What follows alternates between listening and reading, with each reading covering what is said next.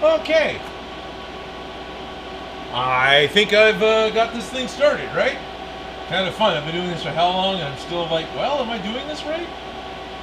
Don't forget to turn on your video, Odin, while you're trying to figure out how to make your comments open up so you can see them. Live chat, zoom a little bit, not that much. Zoom back a little bit.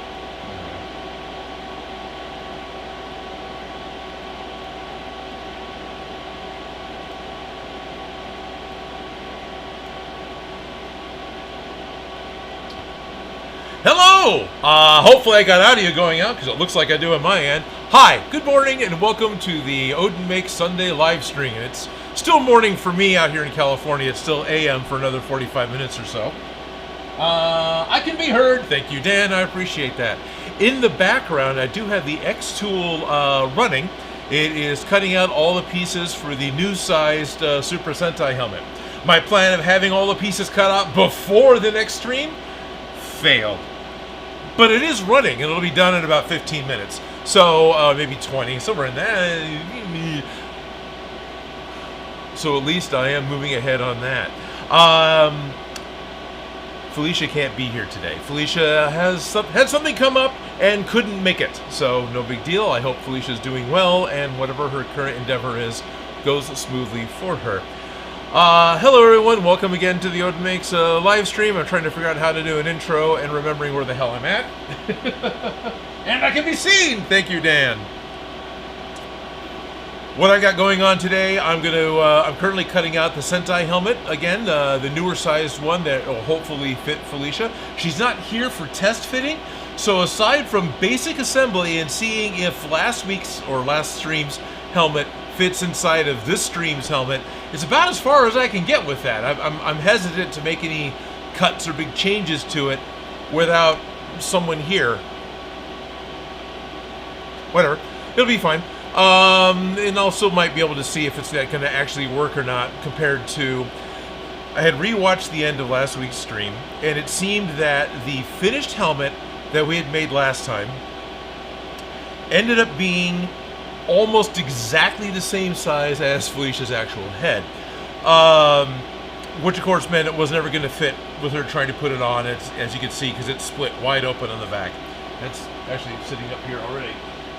So, because it's split wide open on the back. So, that's a tiny head. So if, if this easily fits inside of the new one, then hopefully everything's going to work out the way we want it to. Two things I have concern about a little bit. I'm cutting the new one out of a thicker foam. This was a 3mm foam because I've got a couple of things I made from really thin foam that I layered up and was really happy with. I was hoping that would work with this one. It didn't. So we're going to see if doing it from 5mm foam is going to be any more robust and it's going to get us a better helmet to work with. And then hopefully increasing it by 110% ended up being kind of the upper end of what the math worked out to be for the measurements that we both did last week. I did my standard measurement of going around the brow, and my math ended up being like 109% plus change between the two measurements we had, where you take we wanted to increase the size, so we took the big measurement and divided it by the smaller measurement, and that gave us 1.09 and a whole bunch of other numbers, which worked out to be 109%. But then Felicia did this measurement from under her chin around to the back of her skull, which to me doesn't feel like as accurate of a measurement, but sure, why not? And so then going off of the measurement that she had done, I don't feel like that's as accurate, because this feels like a point that can drift when you're measuring, and this feels like a point that can drift when you're measuring, as opposed to going around and you know where the parts overlap, if that makes any sense. So having a non-defined start and end point kind of made me feel, well, but at the same time she put it on and she remembers where it touched her head. I didn't, right? So I don't know where it touched. Anyway, going off of her math, it ended up being almost exactly 110%. It was more like 109.9 or something like that. So that's what I did. I made it actually it's a little over 110% larger. Turns out the X-Tool Creative Space program for controlling your X-Tool laser doesn't have an increase by percentage. It just wants to know how much wider or how much taller you want to make it.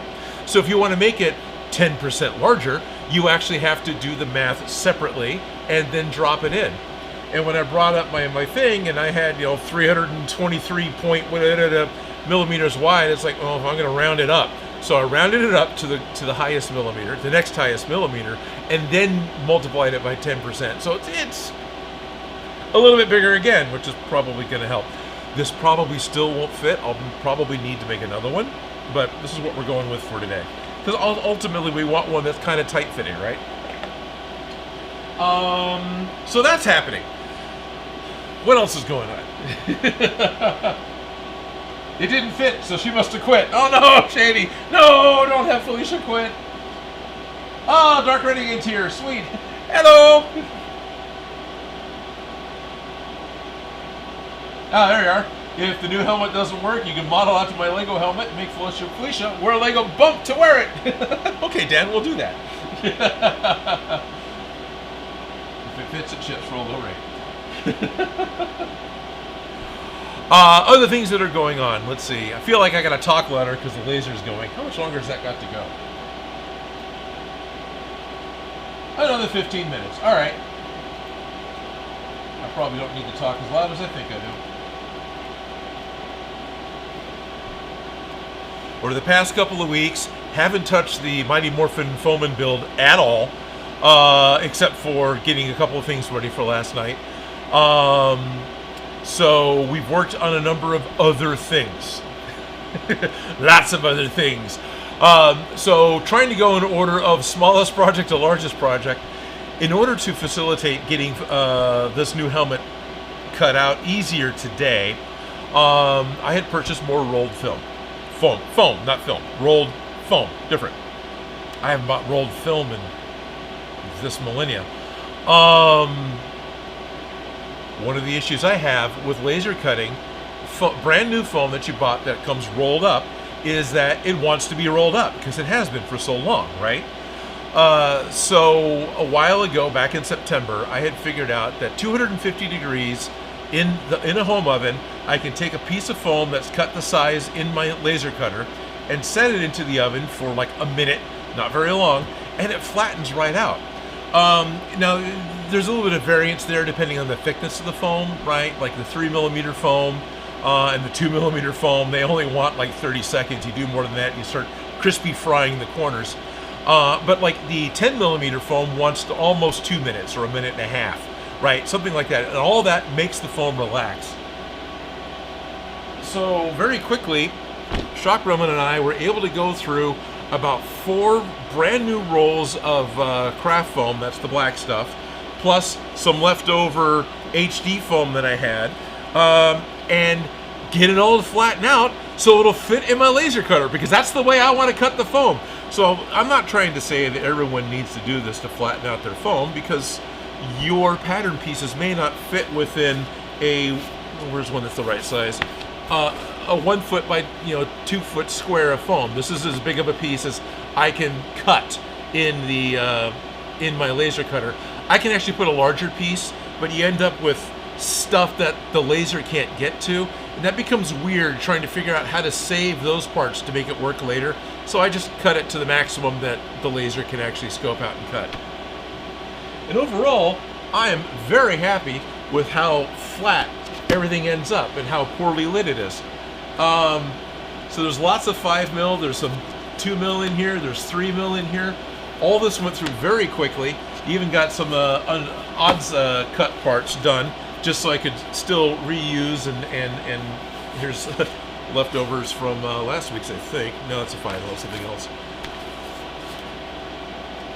Just so I can lay this in the laser cutter, hit start, and then talk to you guys for almost half an hour while it cuts away, and pretend like I don't have to worry about it, that I'm not going to have any parts pop up, catch the laser head, which will make the piece turn inside the laser machine, and then all the other subsequent cuts are off.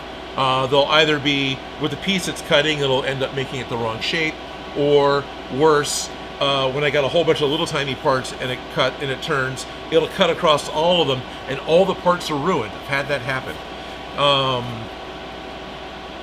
Makes me parent. Oh, I'm not too worried about it. It's still etching. With the helmet pattern, I set the laser to do all the registry lines as well as all the labels for what the helmet pieces are. And it's actually still etching all of those in right now, where the head's just going, because it's going over the whole sheet, right? All the Sentai helmet fits within a sheet this size. I'm just using thinner material, but whatever. But that means the head has to travel back and forth down the entire length of the piece at 1/10 of a millimeter per pass. It's doing 100 lines per centimeter as it's going down, right? So, you know, but thankfully it prints going back and forth. It doesn't print just one way. So it's doing the, you know, old school dot matrix style printing right now.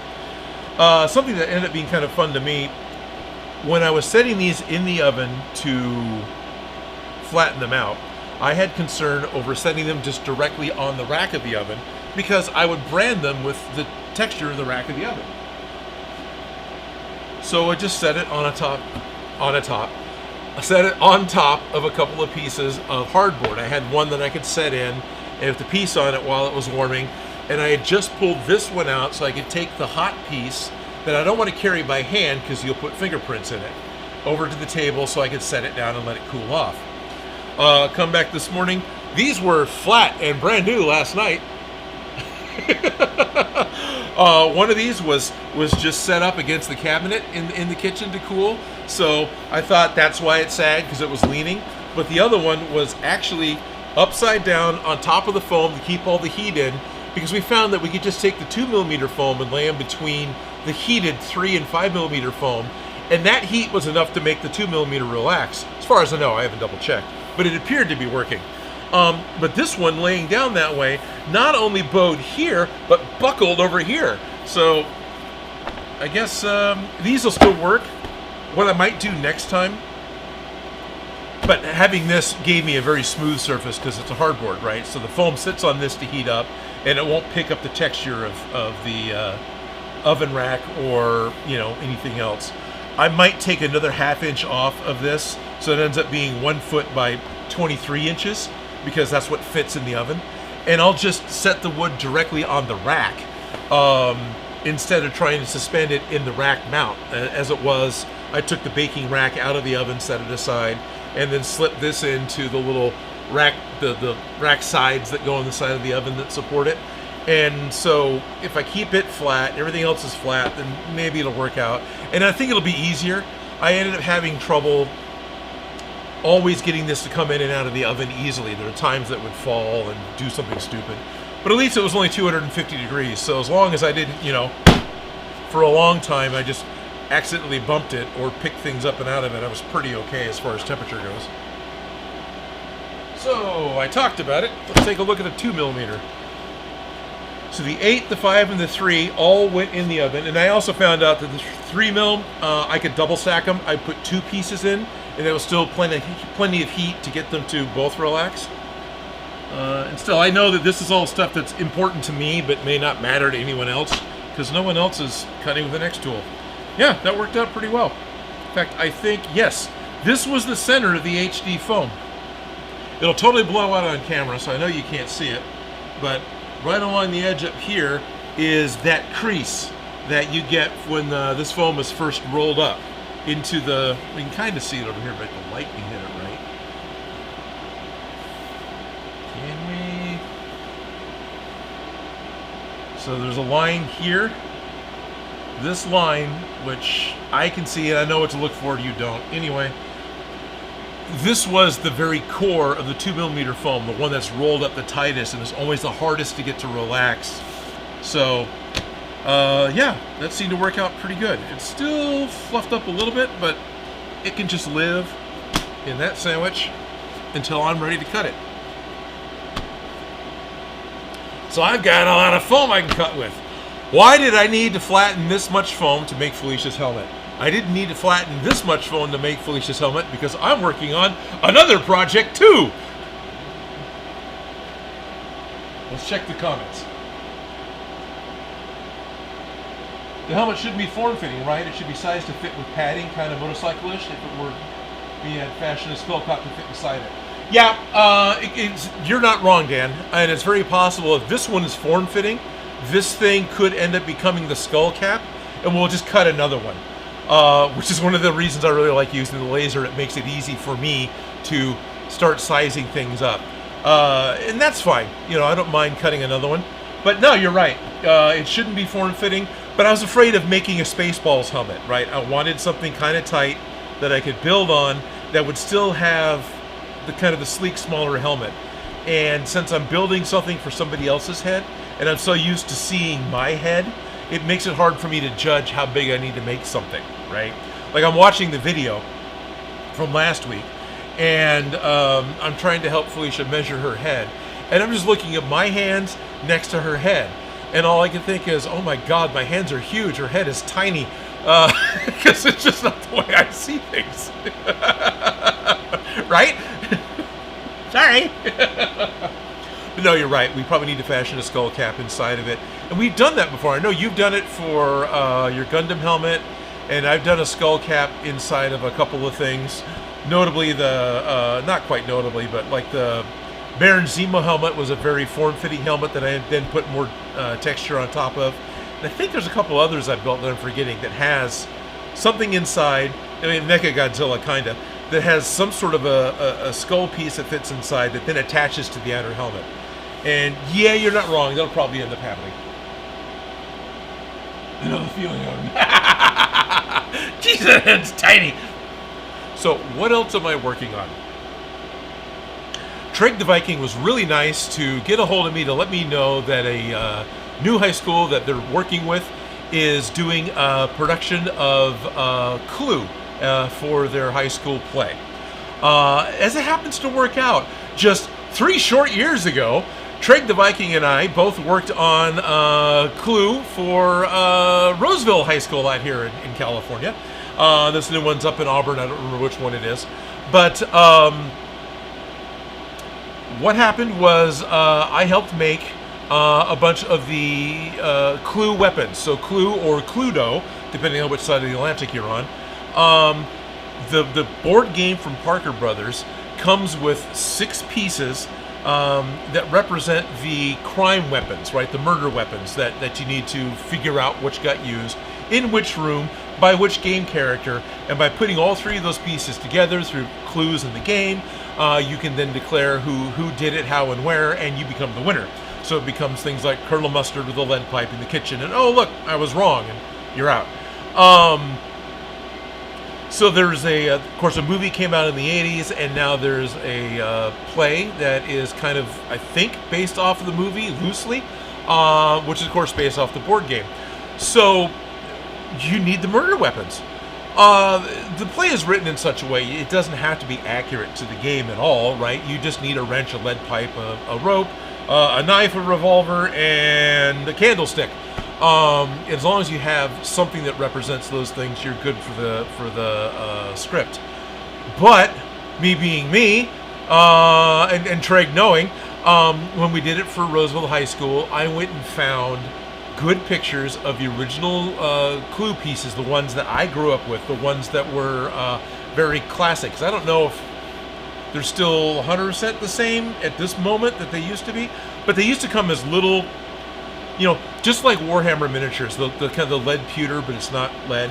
The little pewter shapes that were most of those implements, except for I think the rope was usually injection molded plastic. But all the other parts were a little lead piece, and they're all maybe an inch tall. So I need to make these to be something the audience can see from their seats, and I also wanted to make them faithful to at least the profile, right? Some of those things were real flat because they're mass-produced for a board game, so they weren't really necessarily fully dimensional. The revolver was, but it always kind of felt to me like the wrench was a little flat more than it should have been. So kind of bulked them out a little bit. Yesterday, I ended up digging out the old files from when I helped Orangevale and started to make the wrench pieces for the new production that's coming up later in the spring. I'm a little ahead, not much, few weeks, a month or so, and started getting those cut out. And I got multiple copies of the wrench cut out yesterday, and started getting them assembled in order to get this project moving and done. So I've got 5 more murder weapons to make. I've got the wrench made. And I realized while I'm doing this that aside from the multiple versions we needed for the play, I wanted one for myself this time because I didn't keep one last time. So I'm ended up making 4 copies of every one of these items, probably. The rope is iffy. The best way to make a rope is buy a rope. And the reason why the school wants multiple copies, or at least the last one did, was you have your hero prop, the main one that you're going to use. Well, you want to keep that nice, so you have a backup you can use for rehearsals. So if that thing gets ruined during rehearsals or lost or something else, you still have a backup, really good one you can use for when production starts. Then in addition to that, they wanted a bloody one. Okay. So that means I need 3. I've got my hero, my backup hero, and my bloodied one that are all to be used in the play. And every one of the weapons, I think except for the revolver, needed to have a bloody copy. So I did that. And then, of course, made a 4th one for myself because I want one.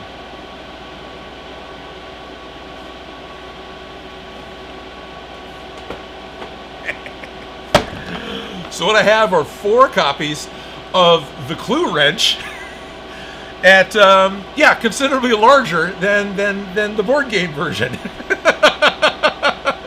Yeah, this is fun. This is about as much fun as making giant size Legos, except that obviously these don't work with Lego. These are as roughly faithful as I can be to the clue pieces. I found good images online, blew them up to the size I wanted. Made them all the same consistent size, so when all 6 pieces are done, they'll all be the same size to each other, except for the rope, because that's going to be a rope. I think we just bought like 5/8 inch coarse rope and sewed it into the specific loop pattern it was. Ended up doing that again. But yeah, this was a lot of fun to do. And what we have, the body ended up being 3 layers of 5mm foam, and the original ones I did had a literal paint stick from Home Depot inside as a core to help keep it stiff. Up towards the top, there's no core, just for safety in case the kids want to, But I didn't have any paint sticks in the shop, so I actually cut out 2 layers of the 2.5mm plywood that I got, which ended up being the right size anyway. So I've got some scrap plywood inside, encased inside of the handle, and then out here, this is a piece of floor mat foam with another piece of floor mat foam, and then inside you can see the color difference. There is, let's do that. Inside we've got ourselves so floor mat foam, floor mat foam, floor mat foam. Oh, the cut's done. And then I got a piece of my 5mm foam here, because the floor mat is pretty much 10mm, which is 2 layers. So I add a 3rd layer of 5mm, and that made this the 15 it needed to be to fit around it. I really like the design, the steampunk design of this wrench, a lot. The way I figure it works is this is an immobile part, and this is an immobile part, like these are attached to the handle, right? So then you would turn this knurled knuckle, which then would move this piece, and this piece up and down to adjust to whatever size of locomotive nut you need to loosen up with a wrench this size. This is just 15mm EVA foam dowel that I then put a really chunky thread pattern in with a soldering iron. Thank you, Ryobi. This is the same 15mm dowel. It's a separate piece. This was a piece that was glued in first in order to make sure this was flat, and then this was a secondary piece that was glued in. This is also a 15mm with 2 layers of 2mm foam wrapped around it to get it to be, what is that, 8 and 15 is 23mm. So that's what that is. And then that's what this down here is as well. We got a piece of 2mm wrapped around the 15, and then I cut a kind of a crosshatch pattern into a piece of 2mm what the foam in order to wrap it and get that knurled nut pattern. So this is just an embossed, each of the dark lines is where the laser cut and embossed a crosshatch pattern in order to get me my knurled nut that goes in the bottom of the wrench. And all of these wrenches are functionally identical. I really tried on that, made myself very happy with that, and yeah, I'm excited to have some new stuff to actually bring to cons for a change, and something else that I kind of need to do that I've been saying I've needed to do for a couple of years. I shot everything in the building of this original project way back in the day, with the intention of making a couple of videos. And I guess maybe I need to actually go through with doing that. Me sitting here, gluing these together, and realizing that having something new to take to cons, because everyone always asks, hey, what's new? And then having something that's mundane, recognizable, and not expected should be fun. And then I still have my other copies that I need to get to the high school production, which is a paid gig. So I am getting paid for that. Thank you, Treg. Anyway, getting stuff put together. Later on tonight, I'll probably get all the knife pieces cut out or all the revolver pieces cut out, because next weekend I'm going to be going to Stockton Con. That's going to be taking place at Adventist Health Arena in Stockton, California. It's the old Stockton Arena where the hockey rink is, and Stockton Con's happening. And I figure if I bring parts and I bring my glue, I can start putting more pieces together while at the con, which is always fun. It gives me something to work on that's not delicate and not a big deal if something goes wrong, right? As opposed to something more crucial, like I wouldn't. It sounds really kind of funny. There's certain projects I wouldn't want to take to a public venue because I'd be afraid of losing parts, afraid of breaking parts, afraid of losing my place. Bringing a bunch of knives from Clue to Stockton Con just to glue those together, not so worried about it. Oh dear, I lost one of the parts, I'll cut another one out. So got these done, and then ultimately they'll all get covered with creature cast and painted when they're all done. So when all 20 pieces of props are finished, it's going to be 20. Remember, we're going to have 5 copies of foam stuff with 4 copies of each. So when all 20 of those are done, we can cover all of those with creature cast and get them all painted at the same time. So I'm not going to bother until I get to that point. Why only 20? Because 4 times 5 is 20, but there's 6 weapons. The 6th one's the rope, and the rope is the rope. I'm going to go to the big box hardware store, and I'm going to buy some rope, and I'm going to sew together the loop so it stays in the right shape. It's literally what we did last time. I don't think I have a picture ready for that. Let's see if I got a picture ready for that. Got to go to my albums, and now the whole world, now everyone who is watching me work with my computer. That's exciting TV. Everyone loves that. There it goes. Download it. Now I need to go here.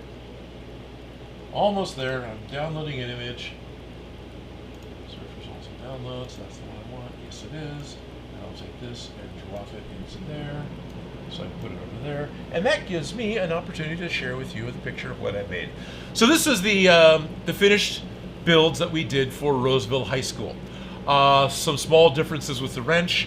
With these, I actually rounded the handle off a little bit where the person's hand goes.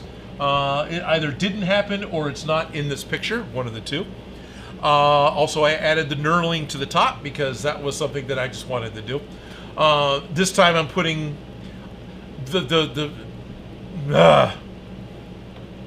jumping ahead, ADHD. Hi, how's it going? This isn't rehearsed.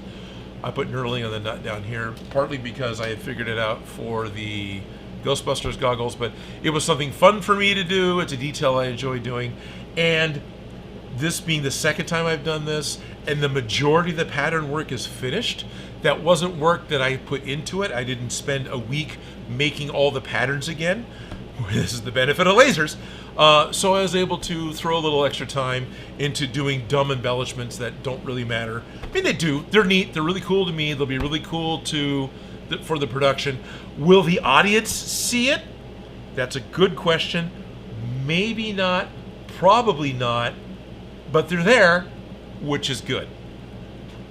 But then, going across, of course, so we got the wrench all the way on the right of your screen. We got the rope. That's a coil that was made to match the official clue piece, the plastic piece, and those coils are sewn together. So that is a single unit that cannot be uncoiled and cannot twist apart. The lead pipe is a piece of PVC pipe wrapped in foam with a soldering iron edge. The candlestick, something else I might take the stocking on, is a series of truncated cones that are glued together, and then there is the half-round dowels that are put on it in order to give the fluting. So that light gray foam on top of the black foam, that's the HD foam product, half dowels that you can pick up with Quick Arts. The revolver, the handle, the grip, I believe was made from floor mat foam. This is something I need to go back and look at. I don't know if that's floor mat foam or multiple layers of, kneeling pad foam or multiple layers of floor mat foam that were then rounded off. The barrels are actually cut wooden dowels. I may not do that this time, although I probably should because it worked last time and it wasn't a problem. It would be less effort, but whatever.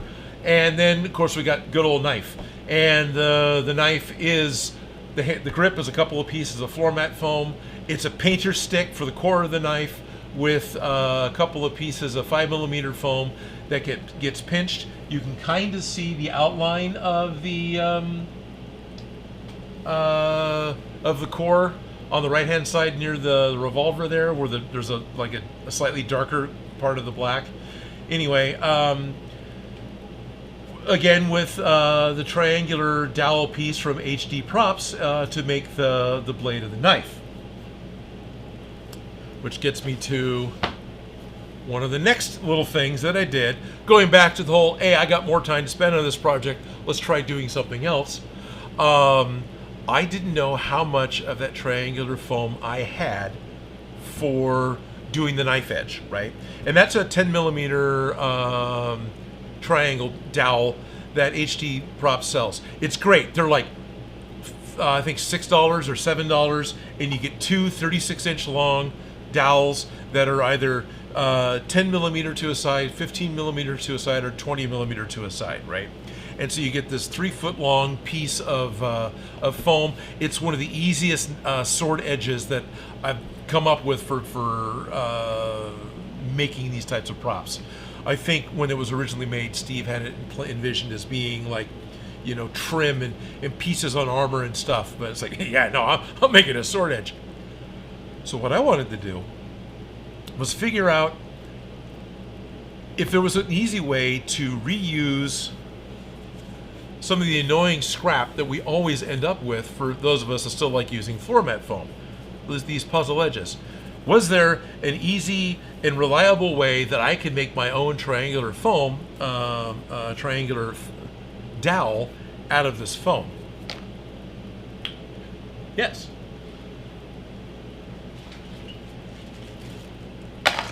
Over on Etsy, and I don't mind plugging this because these things are cool, they work. You can get from Inquisitor Crafts, let me get the right camera set up here, trimmies. Trimmy! So, Inquisitor Crafts, so like 40K, Inquisitor Crafts. What Trimmy does is it's a 3D printed box. It has a slot in it that you can put your, come here. You put your blade through, right? And it goes all the way through it. And then you take your store-bought square dowel and run it through this thing. And it works fairly well. So you pass your dowel through it, and then you get a hold of the back end, and you can just cut and slit. And so you can buy, this is for, looks like 15mm square dowel. You can buy these and then cut your own triangle. And what's funny is a lot of the dowel shapes, and I've seen this, no offense to Steve, because with HD SKS props in HD foam. There's manufacturing costs involved. So if you buy a pack of half round dowels, they cost pretty much the same as a pack of full round dowels, but they're each 36 inches long. And that's kind of where Inquisitor Crafts went. He wondered if he could make something that could take one of those full round dowels, run a blade through it reliably and easily, and end up with twice as many half rounds, because that's what it is, right? And he was right, it does work. What is annoying is that your blade gets dull incredibly quickly. So this happens to be a ceramic blade, and it's already not behaving very well. If you got a metal blade and you want to play with trimmy, you want to get a honing stick, or you know, like the Kershaw thing that I got from Evil Ted, and make sure that you got a really sharp blade, and then you can put it all together and you get a really smooth, good cut. It works. Because once this thing gets dull, it starts grabbing and doing the pilling and pulling and tearing, and now your entire dowel's ruined, and you're better off buying the stuff off the shelf, which will get you cleaner stuff anyway, so, you know, whatever's easier for you. So trimmy does work. You just need a sharp blade. Thank you very much, Aria51, for gifting these to me, so I had something to play with. Off of that idea, I thought, well, would it be possible to make myself a custom trimmy? So modeled this up in Tinkercad, and what this does is kind of the same thing. I'm able to take the blade, there it goes, and I got it so it fit inside. It wasn't intentional for it to break, but it was modeled in such that I could have the sharp point up here underneath, inside of the plastic, so it made it a little bit easier to hold on to. And then the idea was I could take my puzzle piece edge and push it through and trim it down to being, you know, 19 millimeters or so. You can see the little notch that I put in it just by setting it in place. And this also pretty much worked as long as the blade is sharp. And I was able to draw the puzzle edge through the whole thing. Let's get this out. I was able to draw the puzzle edge through the whole thing and cut it down into a shape that fit inside of this one, where then I was able to, you know, run a blade through it, and I was able to get a well, you know, one of those kind of triangles, whatever that is. It's a right triangle, right? Where's one? I got one behind here. So you end up with something like this, where now I've got it cut. This is, you know, bottom half of the trimmy, of the custom trimmy, and it goes through, and I end up with a right triangle piece that's approximately 10 millimeters on this side, maybe a little under, maybe a little over, because floor mat foam isn't consistent. That's about 18 millimeters tall, so then you get this edge that's a little different. And I could take two of these and put them next to each other, and I end up with a very big and wide triangle piece. Or I can take this piece and run it through again the other way around and cut it down and get a 10 millimeter, I'm off camera, and get a 10 millimeter triangular piece. That's what I want for the sword piece. But the fact that the blade wasn't consistent, and the second one I put through started doing the pilling and tearing and kind of ruined the process, made me look at this and think, plus getting it started is a pain in the butt, made me think maybe there's a different way I could do it. Getting it started is a pain in the butt, because once you got the blade in, you start putting the foam. You can't just push the foam through the blade. There's just too much resistance. So I ended up sawing it, clue, inside of the thing in order to get it started, which is literally what Inquisitor Crafts does on his Etsy shop when he's showing how to use it. He starts with a sawing motion, and then once he's got something out of the back, he can stop sewing and pull it through, and everything works really well. And he also very much specifically shows that you need to take a whetstone or a honing stone and keep your blade sharp. So all that worked. Saw.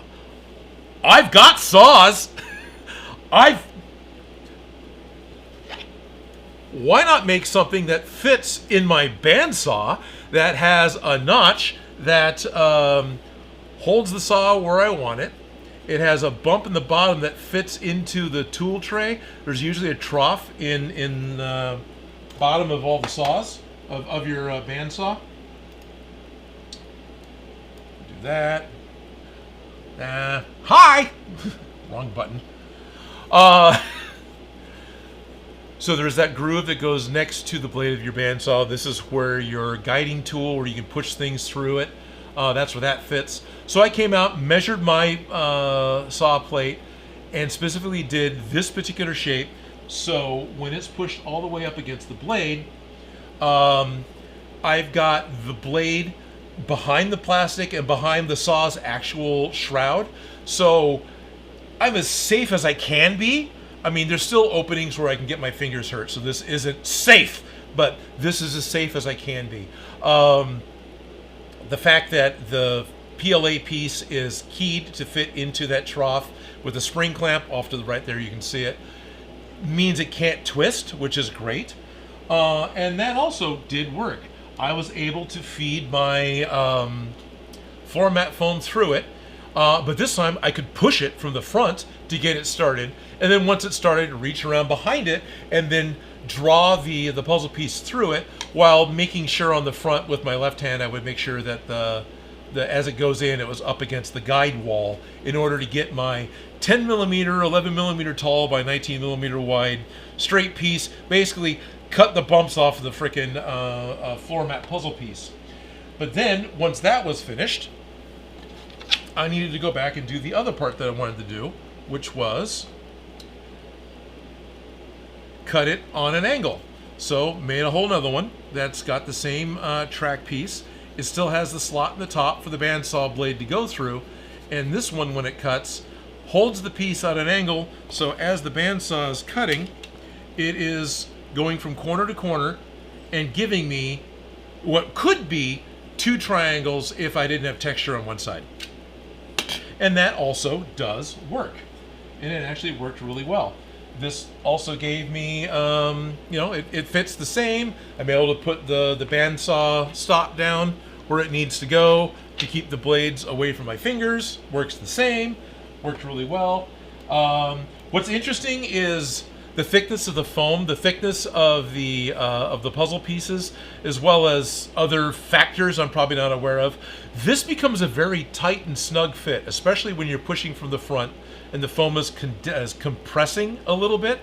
So getting it started through this little hole is not always the easiest, but once it's going, it works extremely well.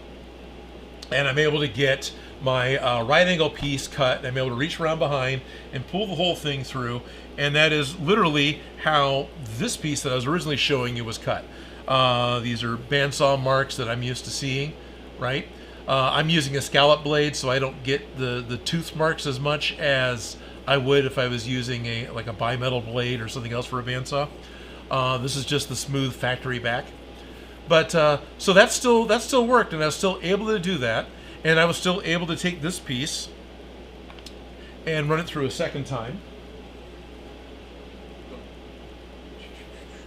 These and get one of these, and cut it again, which then in turn gave me my fairly equilateral triangle. Because of the variation of the thickness of floor mat foam, I still end up with like this edge here, which I kind of don't really care about. I can deal with that. But the fact that I'm able to get, a very reasonable triangular dowel that's still pretty much 10 millimeters to a side, and then in addition to that, I get this other secondary wonky piece that I don't know. I don't have a direct use for this at the moment, but it's another fun shape that I could see using as embellishment on something, especially if I'm making armor or making something up, or just wanting to have this type of shape added to something. You could almost run this down the center of a barbarian sword for that blood groove that isn't a blood groove that goes down the center of your swords. So that worked, and that worked great, and I was able to do 3 or 4, and I was very excited about it. Do 3 or 4 of these puzzle pieces. Here's one that I started cutting, and was very excited about how well that worked. But it occurred to me I can improve on it. Let me go live, which is not that button. That's going to be stream settings.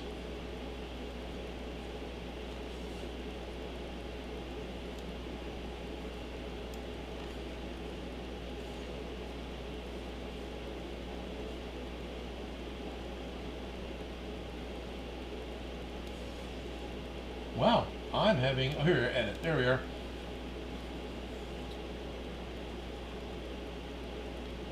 We're gonna go public, done. And we're gonna go live streams, done. Save.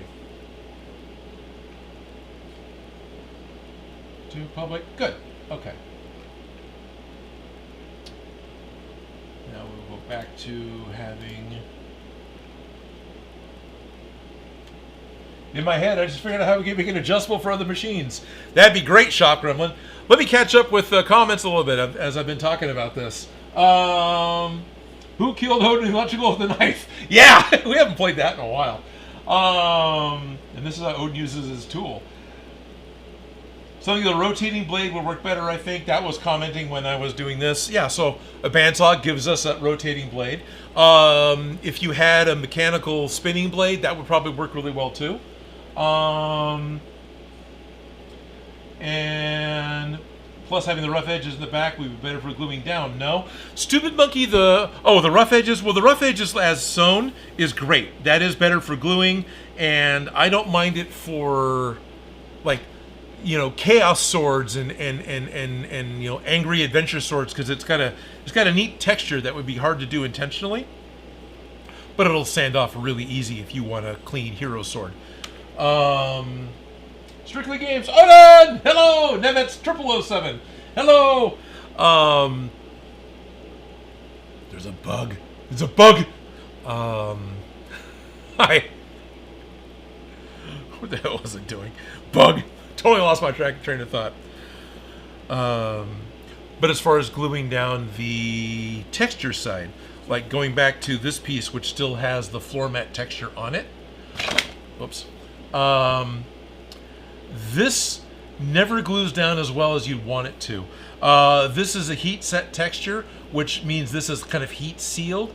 The glue doesn't penetrate the surface as well, so it's actually easier to peel your contact cement off of this textured side than it is off of these sides, because it'll slightly penetrate the surface here and actually bond with the foam better. As well as, once you have this glued flat onto something else, you can usually see that seam, because the two pieces never quite, yeah, you can't see it here, but the two pieces never quite bond flat enough, right? You can end up seeing where the two things were. So with the wrenches, I actually have the band belt sander set up, and I knocked down the texture, and so all the texture of these floor mat pieces are inside on the wrench to make the smooth side be on the outside, right? Just kind of the typical thing that you do. So, can I improve on it? Well, yeah. Yesterday morning, I did. Hello, Samurai Spirited. Bug. Strictly Games. Bug. It's a bug. What I ended up doing was making a new model that did it all at the same time. Instead of having a tool that cut the puzzle pieces off and then a second one that made the corner, I just made a tool that was open-ended, that you could still have the bandsaw blade go through. It still fit in the bandsaw. We kept running out of filament, so I got a very colorful piece. Plus, I put a hole in it so I can hang it up on my pegboard. But with this one, now I can take my puzzle piece, feed it into the slot, and pull it through. And by doing that, not only am I cutting the puzzle piece off, I'm also putting in the initial triangular piece that I want that misses the puzzle piece. And since the backside is, to me, you know, I would put the backside down with the texture. This is all throwaway anyway, so I don't care, right? So that actually really worked for me. And then once you've done the entire piece this way, and you end up with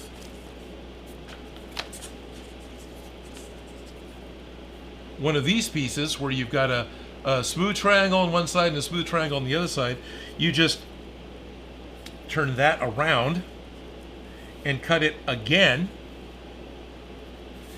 And now that I've got this angle going against the direction of the saw blade, which is still, you know, going up and down here, you end up with one of these. And this actually worked. This was great because I wasn't swapping the tool out. Not that that's hard, because it's a spring clamp, but it worked really well. But I just kind of cut up all the puzzle pieces I had. Because why not? So, yeah. Now this is maybe slightly misleading. There's a lot of that weird speed bump piece that this was actually pretty equal. That still could be a really cool textured, you know, I could probably use them on the candelabras. Really cool textured piece that goes around armor or something. And then I saved a couple that were wider, that were the wider size. But yeah, this will give me a bunch of the edges that I need to make the knives for the clue props. Because I didn't have any more of the good SKS Props HD foam ones. So yeah, I'm very happy about that. Happy to have a way of utilizing my leftover scraps, so it could work. I'm going to imagine Shop Gremlins talking about how it would be possible to make this block have a nut, or even not a nut. Probably better to put the screw on this side that poked up through maybe a pair of them on the top into a couple of tracks with some wing nuts, so you could adjust this to fit whatever bandsaw, and that would work. The other issue I would see with doing that is that this piece that fits inside of the track, let's get back over to, I won't be able to point at it as easily, but cut better. The piece that slips into that guide that's for holding your pieces steady to push through your bandsaw, this is not a universal fit. My Delta bandsaw is bigger than the Craftsman bandsaw, and it's different size than the Wen bandsaw that I've used. They're all slightly different. So still possible, you would just have to make multiple little shuttles that fit into multiple different bandsaws that then could have an adjustable nut that comes down from the top, so it would fit whatever bandsaw, so you'd be able to take it and cut out the pieces that you want, if that's what you wanted to do. Fun stuff. So I'm making tools to cut stuff so I can make stuff because it's fun.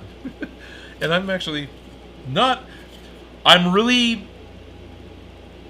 happy. Is that the right word? It's fun how it is fun to me how brightly colored this thing ended up being, just because it was the pieces that were left. And if the whole is centered, how just by chance very well centered the yellow is to the red and the blue, to make this thing end up looking like, you know, I don't know, a surfboard. It's just I'm very happy with it. I would have never intentionally printed this multicolor, but I am happy it is multicolor with how well it worked out, and the fact that the colors work well together. That was just a really cool accidental thing that made me happy. So yeah, Dan, I know you're close enough. You want to come over and play with these, no problem. You want to let me know what size your bandsaw needs, we'll get one printed for you, no problem. It is a very specific thing, right? This is made specifically for 60 degrees, so you end up getting ideally what would be an equilateral triangle coming out of it. The original one wasn't.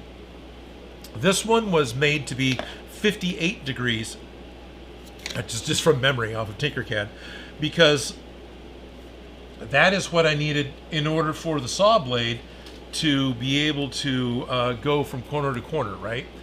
So that ended up being about the right size. Darn it, too many, not enough hands. 58 ended up being about the right size for being able to go corner to corner to this piece here. But then I realized that, you know, if my goal is to try and make something to imitate something else, let's just go ahead and make the math right and do it to where it's going in at 60 degrees. Where is it? There it is. And so that's what that's doing. That's giving me a 60-degree cut off of my original piece. I have modeled, but I have not printed. This is, it takes time. One that's got a 70-degree angle on it instead of a 60, which means it's closer to straight up and down. By math and by playing with models inside of Tinkercad, instead of getting a triangle that is pretty much 10 millimeters in each side, it would end up being 10 millimeter by about 13 or 14 by about 13 or 14. So it'd be a little bit sharper, which actually could be better for swords and fantasy weapons like that. So yeah, looking at doing that. Very interested, Shock Gremlin, in looking at the idea of making it adjustable with multiple pieces to make it fit different bandsaws. Yeah, that'd be fun, and it'd be great to get one put together to see if Dan could use it. How well it works for Dan. If Dan even cares. And I kept thinking about Evil Ted, because I know I've been down to his shop and he's got a bandsaw. I know he uses it all the time. If something like that would be useful to him. He's currently working on a couple of custom of his own creation with scenic artist spacesuits for some movie production that a friend of his is doing that's coming up. So they're not making something that looks like anything that's established. They're creating their own spacesuits, which is really cool. And so Ted gets to make the hard suit from foam, and he's working on that right now. Go to his Instagram; you'll see pictures.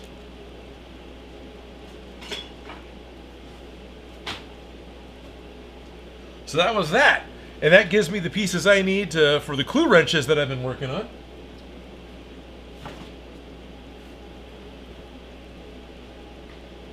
Over here.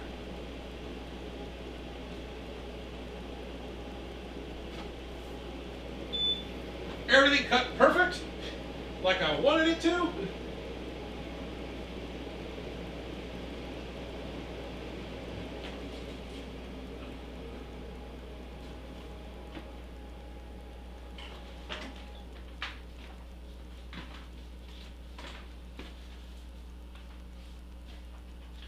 Or nearly perfect.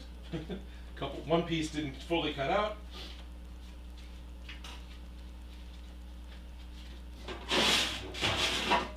Okay.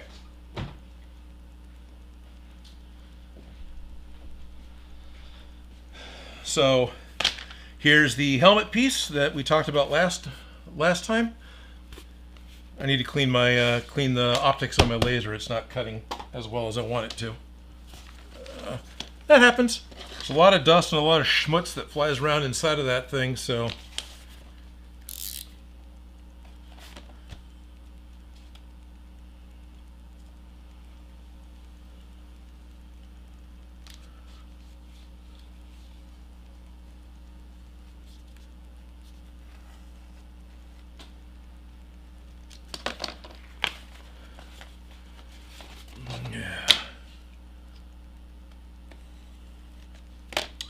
So these are all the pieces I need to make a new Super Sentai helmet at 110% the size, 10% larger, or 11%, something like that, than the one we made last stream, which was too small. This one still could be too small, or as Dan pointed out, could be a really good skull cap, in which case this may become the center, the core of the helmet, and we make yet another one that's more proper Pink Power Ranger size to fit Felicia. Those could have been deeper. It's not quite, don't quite have the angles I was hoping for there. That's okay. So we will deal with this in a minute. This is absolutely the plan for the bulk of the stream, is to glue this thing together and try and make a helmet that still looks like one of the Brothers of the Sith from... Man, I can't think of any of the names right now. You got Knights of Ren. That's it. It still looks like one of the Knights of Ren helmets. All right. Back to comments before I go on to the next project.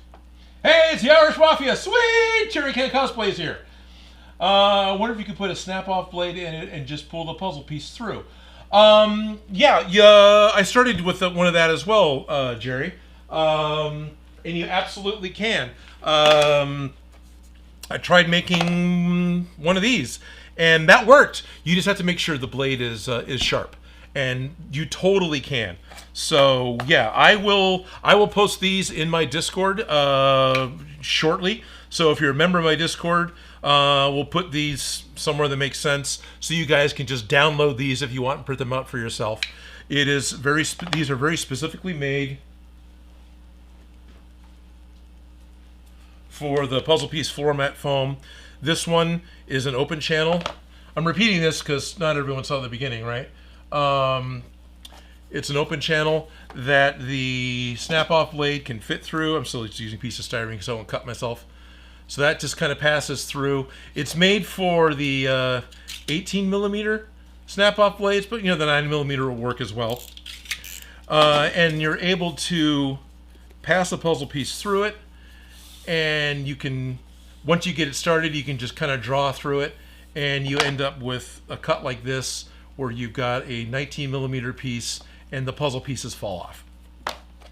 And then this shape goes through the secondary one, and this is where it gets a little funky tight. It's not like this one, again, isn't going in perfectly. In fact, this has got a lot of resistance.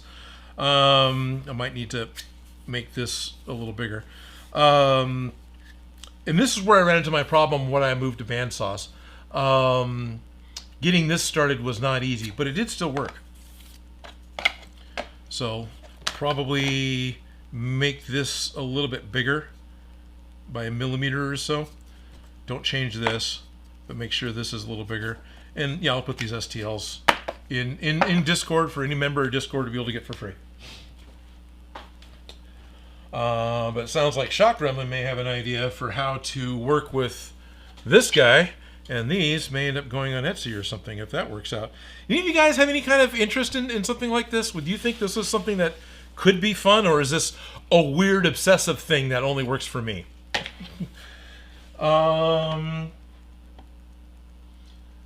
Get my friend to print it for me. Sweet. Good, Jerry. YouTuber of the next decade. Yeah.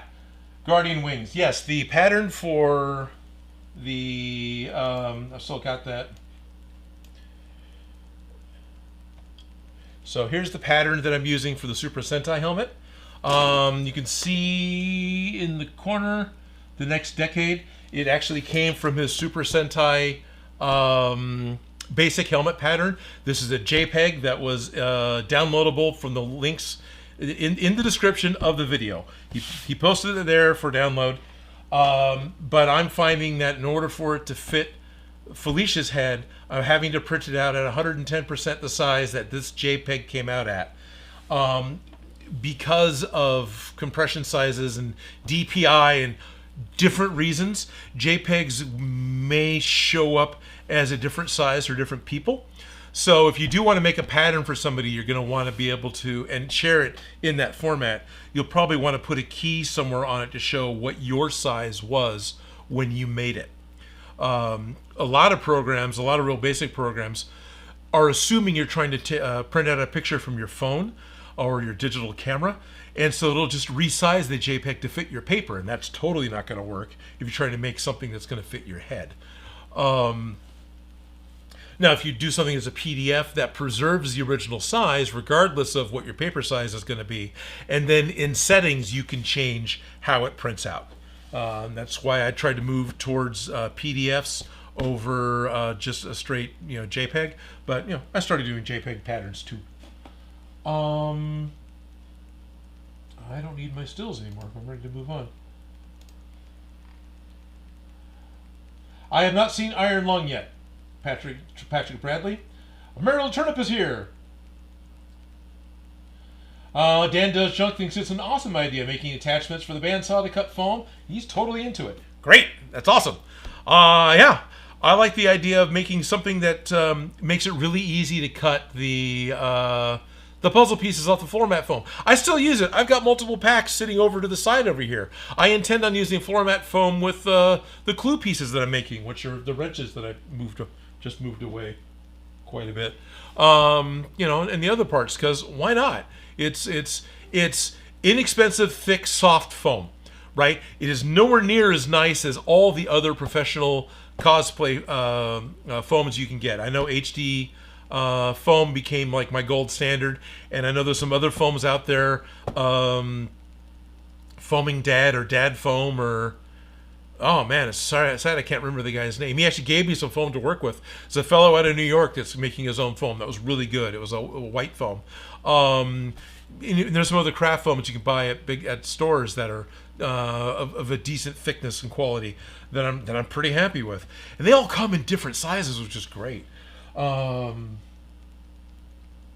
Jerry says I use it too if I can get my bandsaw to work. John, my day's doing pretty good. I'm just trying to remember where I was when I'm talking about stuff. I usually end up cutting the puzzle edges into small pieces so I can throw them away efficiently. What I've seen Ted do, and I thought was a great idea. Sorry, I keep referencing Ted. Can't notice. I pay attention to what Ted does a lot.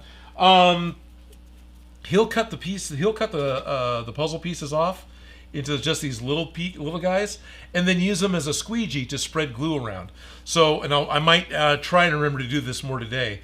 So when he puts glue on something, you then squeegee it, and you end up with a more uniform layer of glue, and it dries faster because you don't have those double punched. You don't have those thick droplets of glue that take time to dry, right? And then doing that is also easier if you're going to do 2 layers of glue.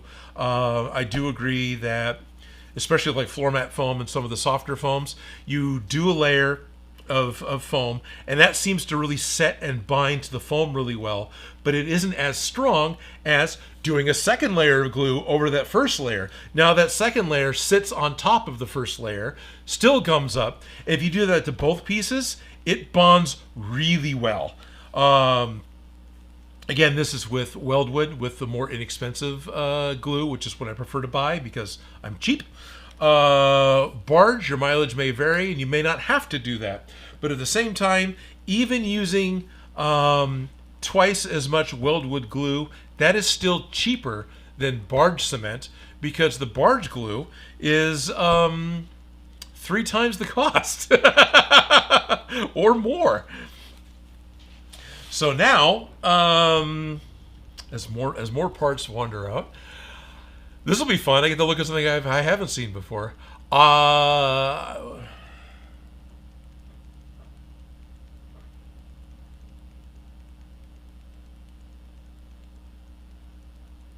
Dan in a tin can. Okay, sorry. Where the hell am I talking about? All right. Project updates. What's the other project that Shop Grumman and I have been working on, and what am I getting up to next? The Droid. So like a month ago, I think I showed off the head to the Droid, which, you know, I've done more sanding and more finishing on. I've done more to try and get this into a paint-ready state. It's not. It still needs a little more work, but it's getting closer. One of the big things that we've done with the head is gone through and added all sorts of custom pieces on the inside that allow for attachment of stuff and allow for parts of the carousel to open up. So all the panels can now open up, because eventually, these are going to be servo controlled. So every single one of the carousel flaps will be able to open up, and of course have tools or whatever pop out eventually. With the R6 head, because this is an R6 unit as opposed to an R2 unit, none of these existed. So we've got the flat piece, this brown piece here that you can see. This piece is actually for an R2 unit. So the little flap that attaches up here to this pipe piece is shaped ever so slightly differently, because it's shaped to fit inside of a hemisphere and not inside of effectively a flat pie plate. But inside was a real trick, because inside I've got a right angle to deal with, and the bits that had to fit for the R2 unit wouldn't fit at all. And so here we had to deal with multiple problems, not just the fact that we've got this right angle-ish, it's a little greater than, that's the top of the droid head. So we have a green part here. This is what holds the micro servo. They'll end up with the actuating unit comes on the outside of it to a little piece of like coat hanger wire that attaches to the brown piece. So as this part rotates, it's able to push and pull this piece open and shut.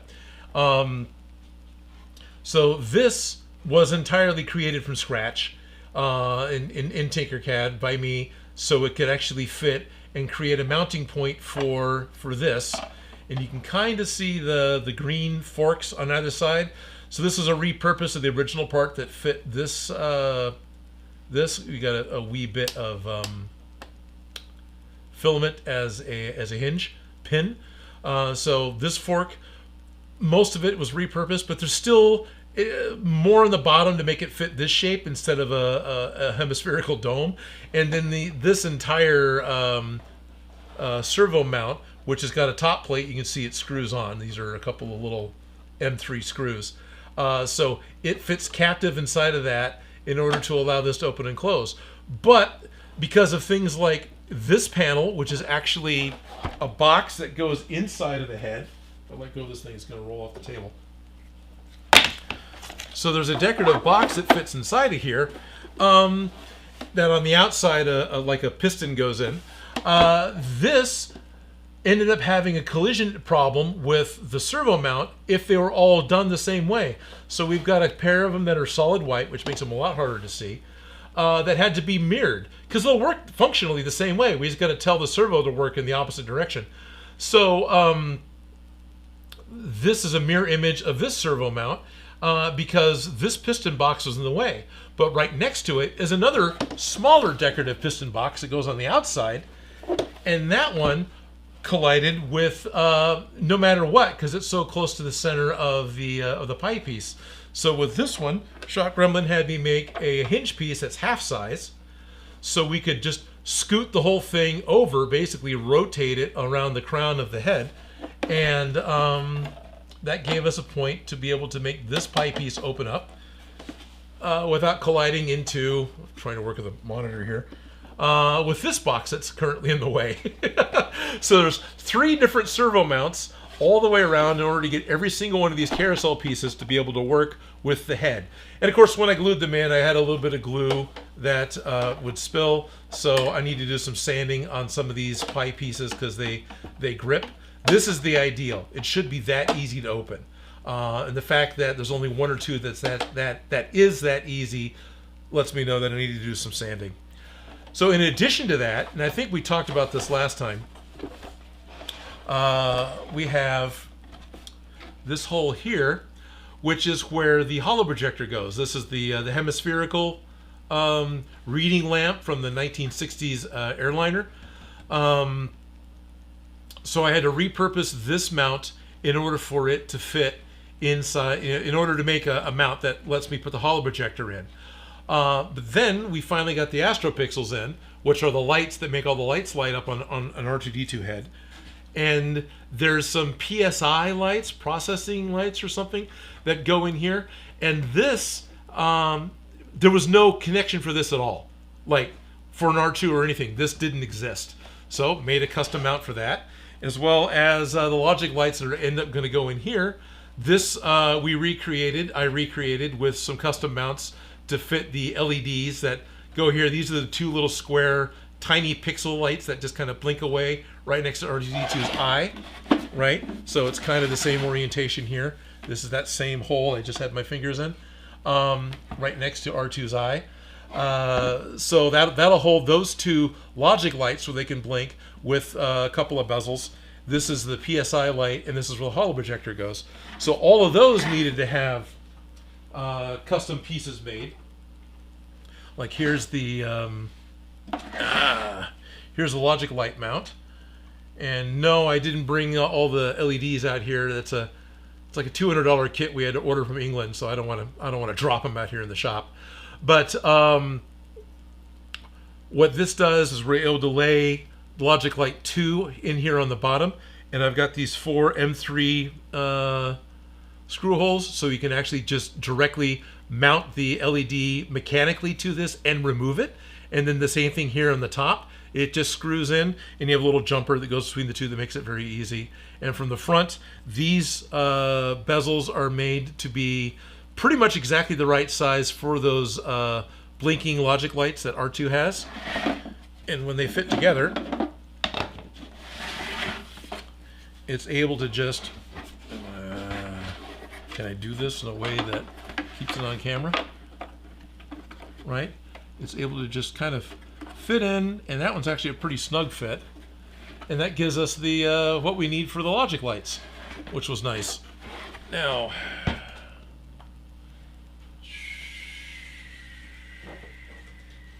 oh, I didn't bring them out here. I thought I did. Oh, here it is. I did bring one of the PSI light units out here. Actually, I brought 2 out here, but so these are all the NeoPixel multicolor LEDs on a custom PCB. This is Astro Pixels, I believe it is called. Chakram, let me know if I'm saying it wrong. You get this from just directly from Astro Pixels, and it very easily plugs into the back. This is an upscaled version of the mount that they created for the holo projector, but this fits the big PSI lights. And inside of the head, that's the... I've got this little U-shaped mount where this puck can, I'm trying to do this by looking at the screen, just fits in that way. It has a couple of set screws on the side. And the reason why it fits in without it being keyed is I didn't know for sure how these lights needed to be oriented on the front. So as they do their animations, they blink straight back and forth, right? Like we could rotate it, and now it would actually go in a 45 in whichever direction they're programmed to go in. So once they're running, we can adjust this to go in the direction the shock Raman wants them to go in, because it doesn't have to be horizontal, but it does to me. And then once those are set to be animated the right way, then you come back inside and you just tighten up your set screws on either side, a couple more M3 screws, just tighten those in, and the puck doesn't move, and you're good. And if something goes wrong, this entire thing is... it's easier to remove when the wires attached to it. You can slide it out, and this part actually has a couple of tabs. It pops apart. You can fully remove the LED part. Nothing is glued. It's all mechanically put together, which means it's serviceable. That was kind of important to us. I think I showed off a holo projector last time. It still works the same. But been working on the Droid. Been making all sorts of custom parts to fit inside of an R6 head that don't exist. But that's not all. Been working on other parts too. Let's look at... there's a lot of show and tell today. I'll get to working on gluing on a helmet.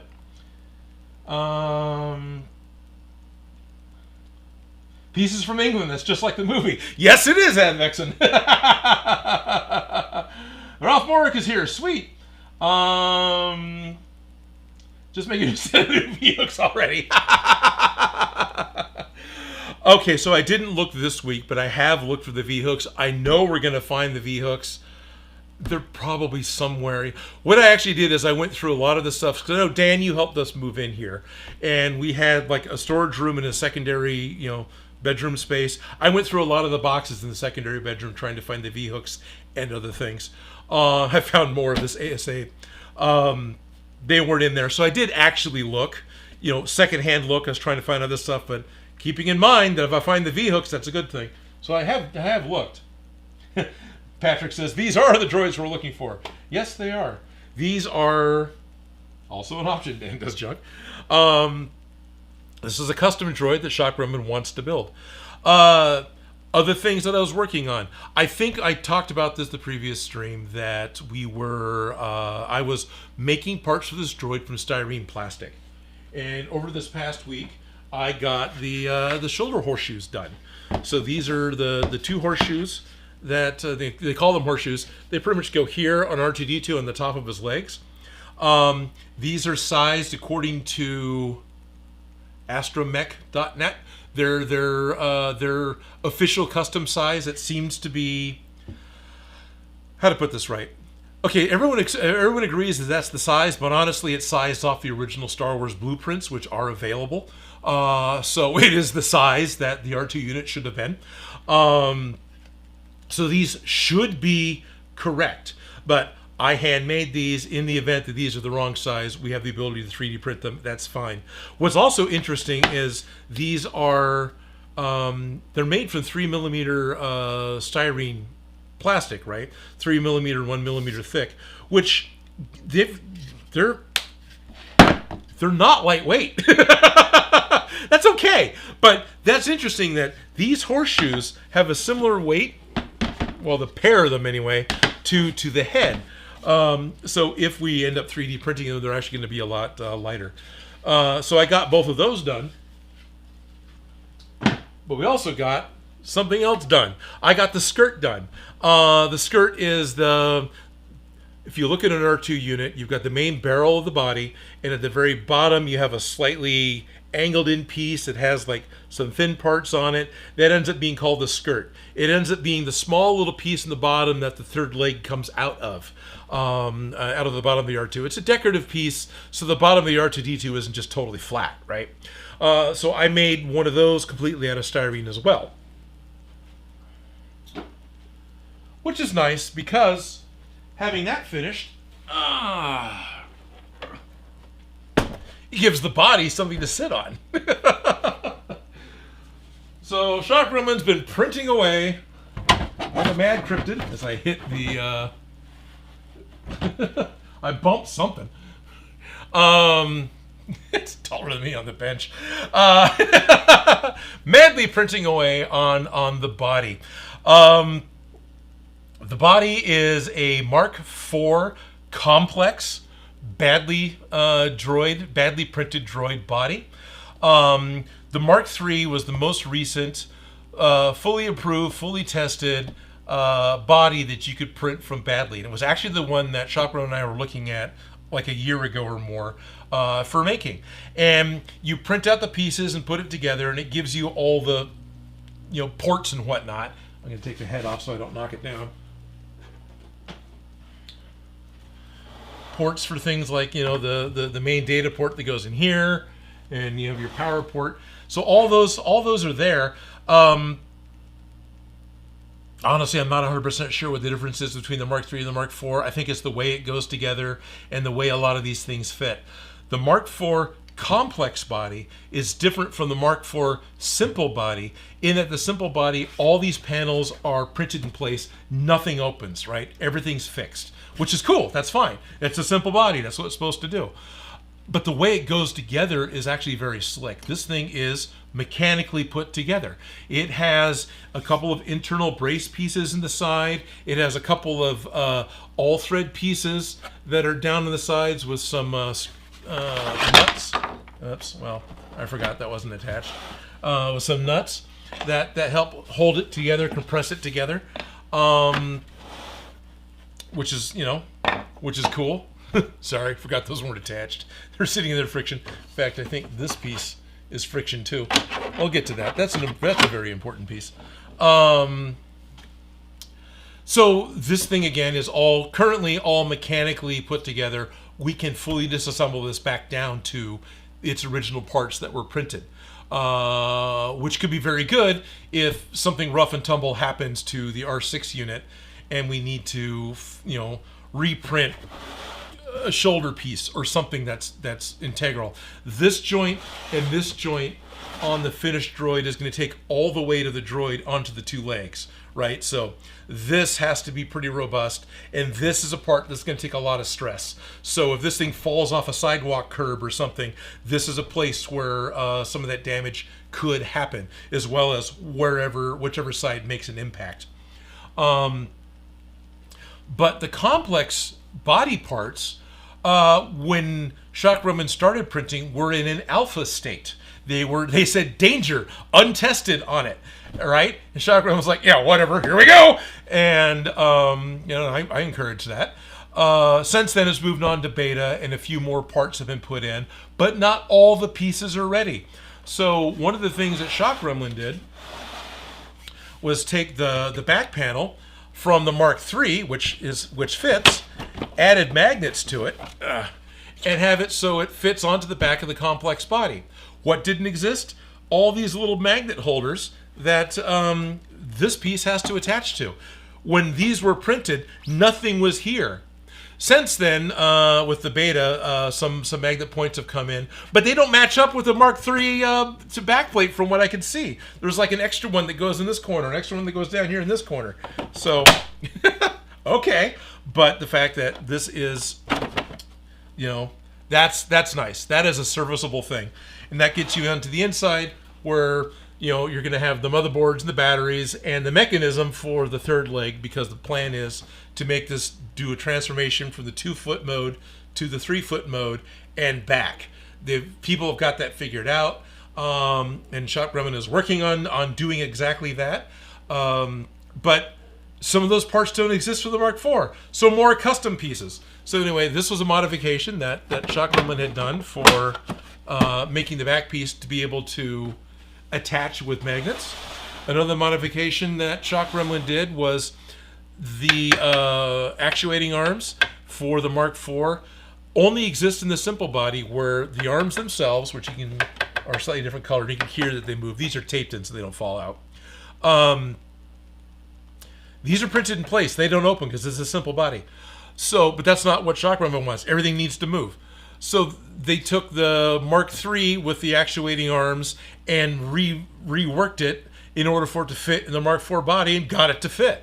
There's a large data port that goes up here that we were working on getting to fit. This took some cutting to make happen, which you can't see, but there's the large CD tray that goes in the top up here. That goes up there. What also didn't exist was, these. You've got your two vents that go in the front, which I may or may not have put in right. That's okay. I think they only go in one way, so hopefully I put them in right. Doesn't really matter. We'll get it right before it's permanent. So these existed for the Mark III, and then this is all there was for the Mark IV. So what you didn't have was this piece. This piece didn't exist. Doesn't mean it doesn't right now today, but when this got printed a week ago, it didn't. So this is a piece that Shock Gremlin created in order to be the receptacle that fit in there in order for these two vents. So do these go in both places? Yeah, so whichever way is right. To fit, so another custom piece. They were in process of making this panel to be able to go on the side. This is your, it's like a charge port, data port, something panel. I don't think this is in the movies. This is something that the Astromech guys made. But someone else in the badly printed droid group started working on one of these for themselves and said, hey, I made this, but I don't have a body to test it on. Does anybody have a body to test it on? And Shock Gremlin's like, yes, I do! So we got that one from that guy, as well as the panel that goes over here. Again, a couple of beta, things that print, and they fit right in. These took zero modification to get them to work. This took pretty much zero modification. I had to fix a printer error from a cold draft, but so a little bit of sanding, but it worked. So it's been a really fun process to go through to get this all built up, and I'm excited to have an Astromech, a working Astromech eventually. We are madly printing away. I don't know how much of this will be done for Stockton Con. We will probably end up bringing whatever we have to Stockton Con because it's fun, and then have it set up as a work in progress. Hopefully we'll have in a mobile shell, a finished shell that's painted in time for Surf City Con. That's going to be the second weekend in April, so April 11th, in Santa Cruz, California. Been invited to that con, talked to the people. We're all set up to go. And so same thing, R6 will end up going to that con. Hopefully it'll start having paint on it at that point. Still don't expect it to drive it around. I just hope that it's able to actually look like a droid at that point. While I've been talking to you, Cryptid dropped some parts off.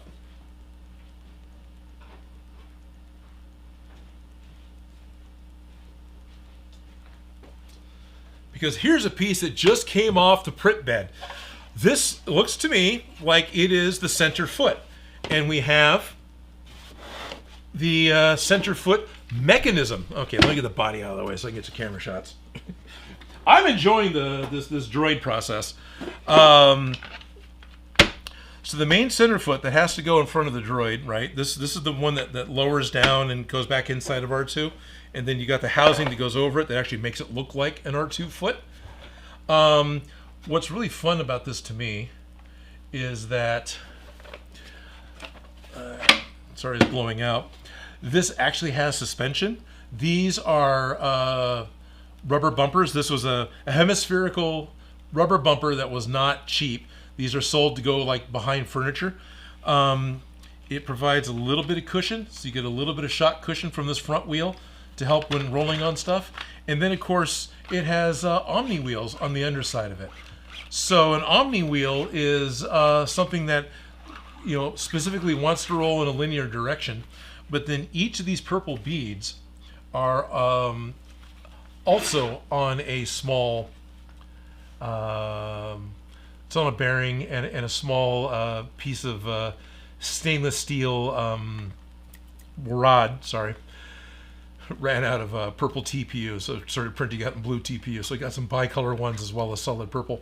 So by printing with this, not only is the wheel primarily able to roll this way, but it can roll sideways, because these, at any given point in time, at least one, if not like right here, both of these would be in contact with the ground, will allow this guy to roll sideways.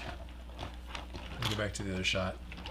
Right? Yeah, there you go. So it rolls like it's supposed to, but then it's also able to roll this way, which is really important because the drive wheels are the two back legs. They're going to work like a tank, where this one will rotate this way and this one will rotate that way, and the whole droid wants to spin. So this front wheel has got to just wildly swing around, right? And so that's what the Omni wheels let it do without wearing a flat spot in your tire. So yeah, it's neat that we've got this, and then I know we have a couple more parts that go on top. There's a few more things printing for this third leg. This is pretty cool. This is the first time I got to play with this part, really. And this whole thing is designed to be able to fit up inside of here, you know, when the binder clips aren't in the way. There's a couple of binder clips in there. Let's see.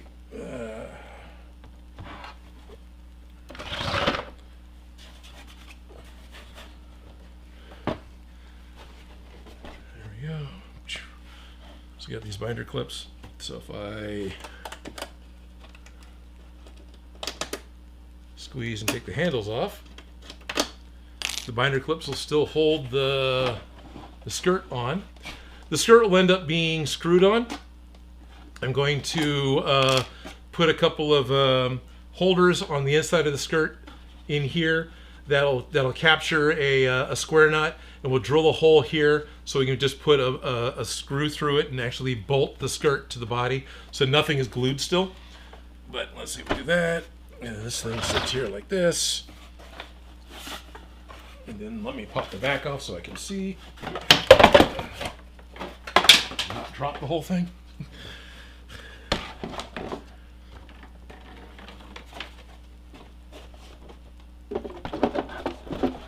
It's blown out, but everything fits. Everything fits like it's supposed to. That's really cool.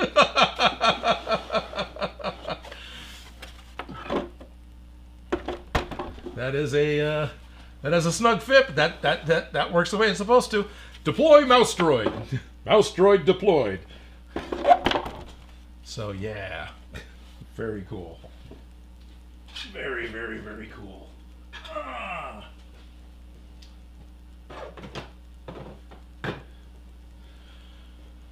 Very excited about this project. This is cool. Was always excited about this project. The original plan was to potentially build one. We wanted to build an R5 unit, potentially build the body out of foam, 3D print other parts, and still make it mechanical. And as time progressed, it was like, let's just 3D print the whole thing. Let's just, then it became, we'll do parts out of styrene, and then, and then we'll 3D print only the detail parts. And we'll make the legs out of styrene so they're more structural, and it's just like just 3D print. You start pricing out what 3mm thick or 5mm thick high strength styrene plastic costs to get a full sheet, right? Versus rolls of the filament. And it's like, let's just 3D print it. It's not going to be cheaper, and it actually takes me longer to make the horseshoe pieces. The pieces that it did make took me a lot longer than it did for a lot of the body parts to get built, because this thing still prints while I'm asleep. So, okay, I can see. But yeah, very cool.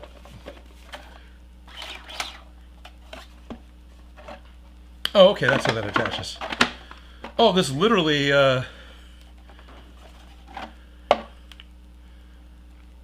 okay, so this entire drivetrain is its own thing. It attaches inside the fender by this hole here in the top that you now can't see because it's all blown out. This hole in the top. So yeah, barely the top of the screen. There isn't quite enough camera angle to get there. But yeah, that is that hole. So that's how that fits together. You just put your pin through it.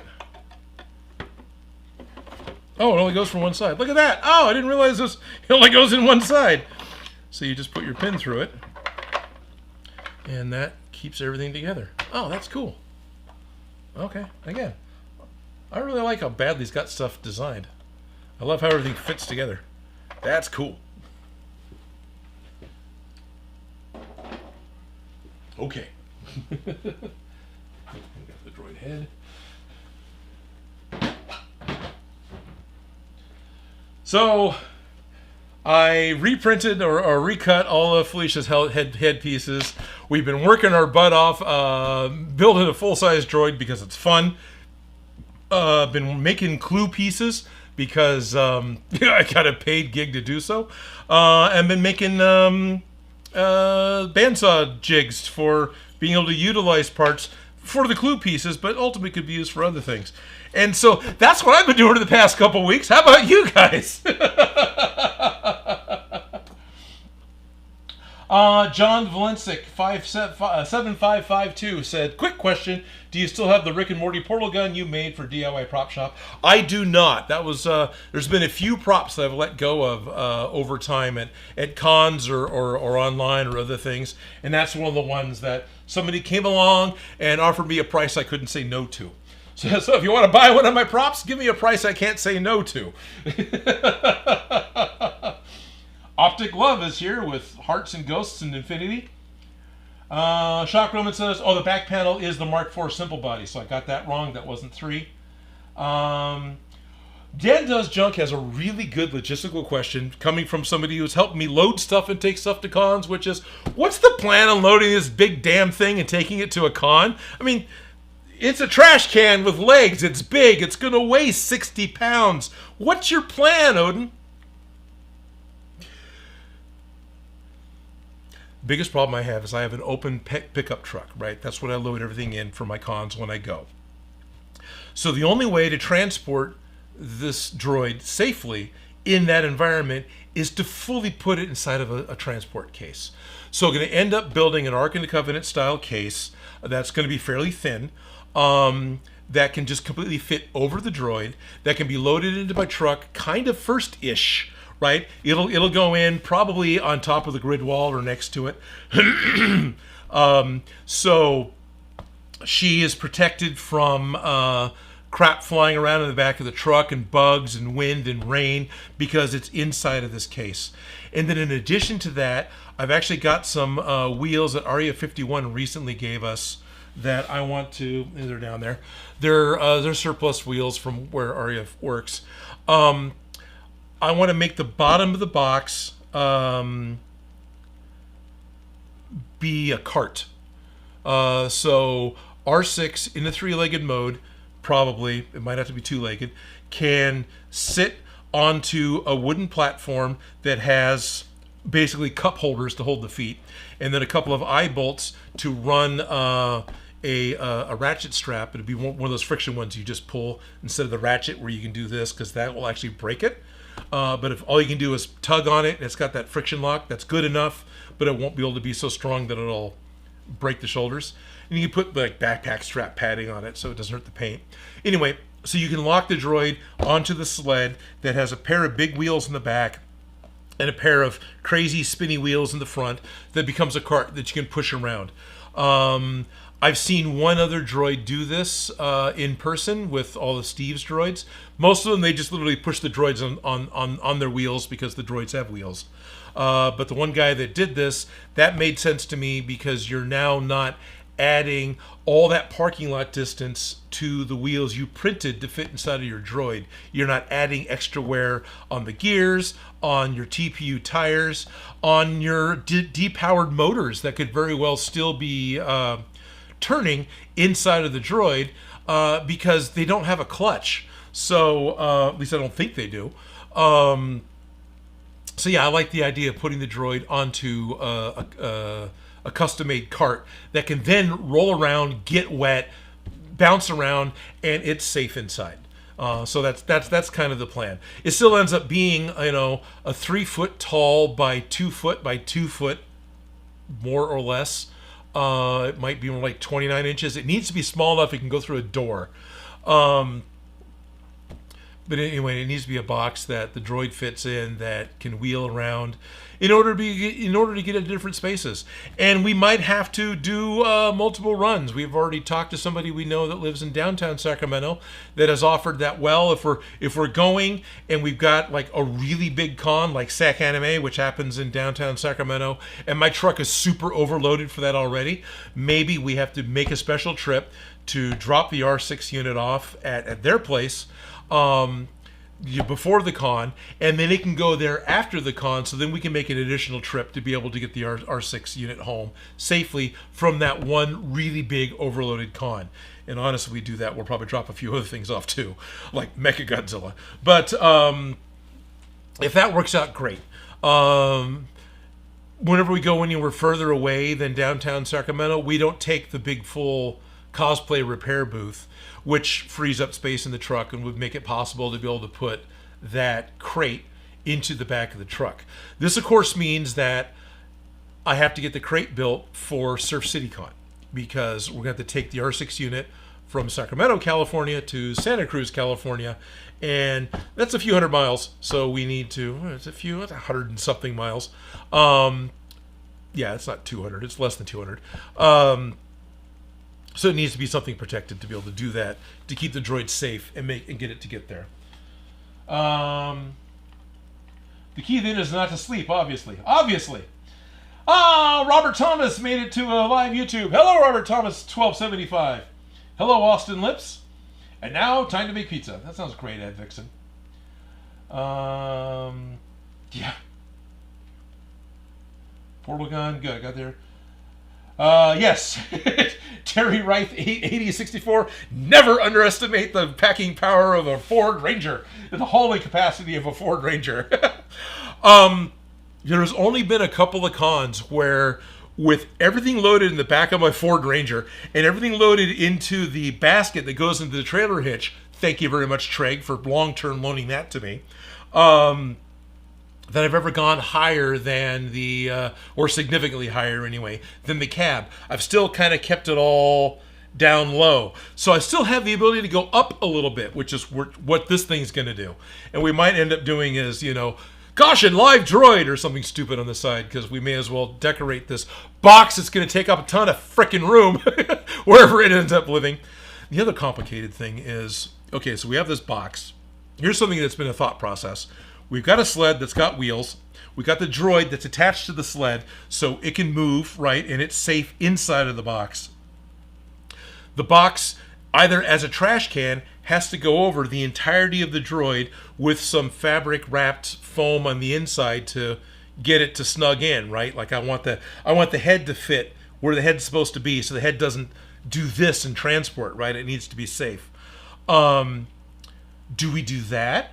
Or do I put hinges on the back and it becomes this 3-piece box that opens up like something stupid, and then you pick it up slightly and take it off the base, right? So you can just pick it up high enough to get the ring to fit right on the head and high enough to get it to key onto the sled on the bottom of the box, and then this and that side closes like a giant jewelry box with a latch on the front. Do we do that? Or is it just a big trash can that fits over the trash can? You know, obviously that's easier to build, but now you got to pick it up 3.5 feet and set it down over here somewhere in order to expose the droid. Both will work. One is a lot easier to build.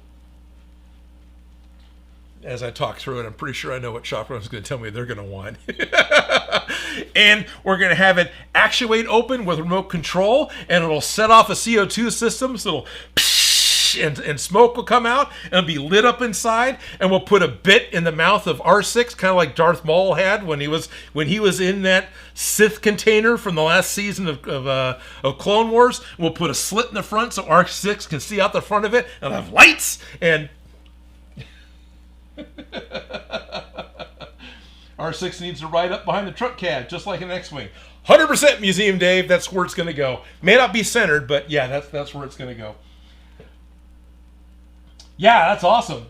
Museum Dave says that Rangers are great. I was able to load a replica 2005 Doctor Who TARDIS console into parts into one for a con. Yeah. The crate is going to play music. Yes, it is. Ta-da! Dun-da-da! Anyway. Museum Box says, yeah, jewelry box sounds are the way to go, obviously with the smoke. I was just helping the Trees, I think is his username. Last night was making a gift box for a friend. So it was a round, very soft wood box that was picked up. It just opened up in half, so it was just 2 cylinders that opened up. We laser etched a Viking rune thing on the top, and then another rune on the bottom that's for like protection of your cows. And then the Tree sat down and he started lining it all with felt on the inside to make this gift box. And one of the things I was joking about with him was like, okay, well, you've got this thing, and it's Viking rune theme, and he wants to either etch or wood burn or something, some more runes around the side, which is a little trickier to do with the laser, because it's going on a curve. Not impossible, but when it opens up, you want to have a little Viking berserker pop up like a ballerina and start spinning around, right? But instead of playing the Nutcracker suite on a little wind-up tinny music box thing, you just want to do, we come from the land of ice and snow, right? That's what you wanted to play, but as a music box, right? Forget the name of that song. Ad Vixen says, the mobility is easy, just get a Ryobi table and attach the crate. I've looked at the Ryobi table more than once, and I'm not against it. It is a $200 buy. I can probably get the majority of the materials I need for $200 to build the crate that we want to build in a simplistic fashion. And the most important things being the wheels. I've got a pair of these that we can put on the back. We just need to put some bearings in them. And a pair of these that we can put on the front. So this is, a serious weight-bearing thing that'll work really well for moving the droid around. We put this in the corner, put this in the corner, and as long as this is inside the perimeter of the part that fits over it, and this is inside the perimeter, even with the spin, of the part that fits over it, or even if this, fits outside of it, and that'd be fine. Which, yeah, pretty much would. Because looking at where this is as an axle and where this is as an axle, yeah. That'd be very easy to do. And this back wheel being what it is, even if, actually it might be better to have it towards the back and have an opening. This is actively talking and thinking through it, right? Like maybe it isn't inside the box, maybe it has fender holes, so it's all exposed. So it's you know, a little bit wider so the box fits inside of it. That'll give it better stability because it's going to be tall. And these are big enough that getting up to a non-ADA curb for having to get inside of a building, it'd be possible to grab the top of the box and tilt it up and get it onto the sidewalk, get it to the curb, and then get it up over the curb, which would be probably a lot easier to do than with the poor Droid who has wheels that big that are inside of a shroud. And also, if this is the axle hole, then I wouldn't want any part of the crate much lower than this, which means we should be able to roll through 2 inches of water, which the Droid can't do. So thank you very much, Aria51, for this hair-filled. That's lovely. Well, I'll be burning that hair off, or maybe I'll just undo the nut and clean it out. But thank you very much for these. The last time he came up working on the Hydro Stomper, he's like, hey, I got these. Are these useful to you? Yeah, maybe. Yeah, they are. So we got wheels. That would be the most useful thing I could see with buying the Ryobi. The Ryobi table is effectively a hand truck that then transforms into a table. It's like $200. So as a tool, it's not horribly expensive, but I don't think I want to spend $200 on that to then modify it to fit the Droid. I'd rather spend $200 on raw materials that I cut for the Droid. Does that make sense?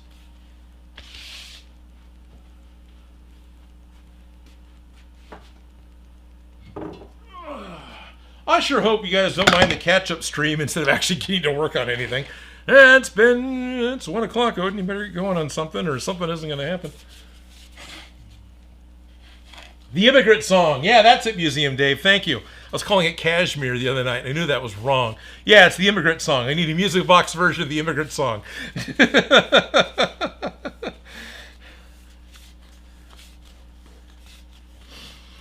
So what I've got is the this is the newly cut out pieces for the Super Saiyan helmet. This is what's actually on the thumbnail, right? Hey, welcome to hour 2 of the stream. Let me get going on today's project.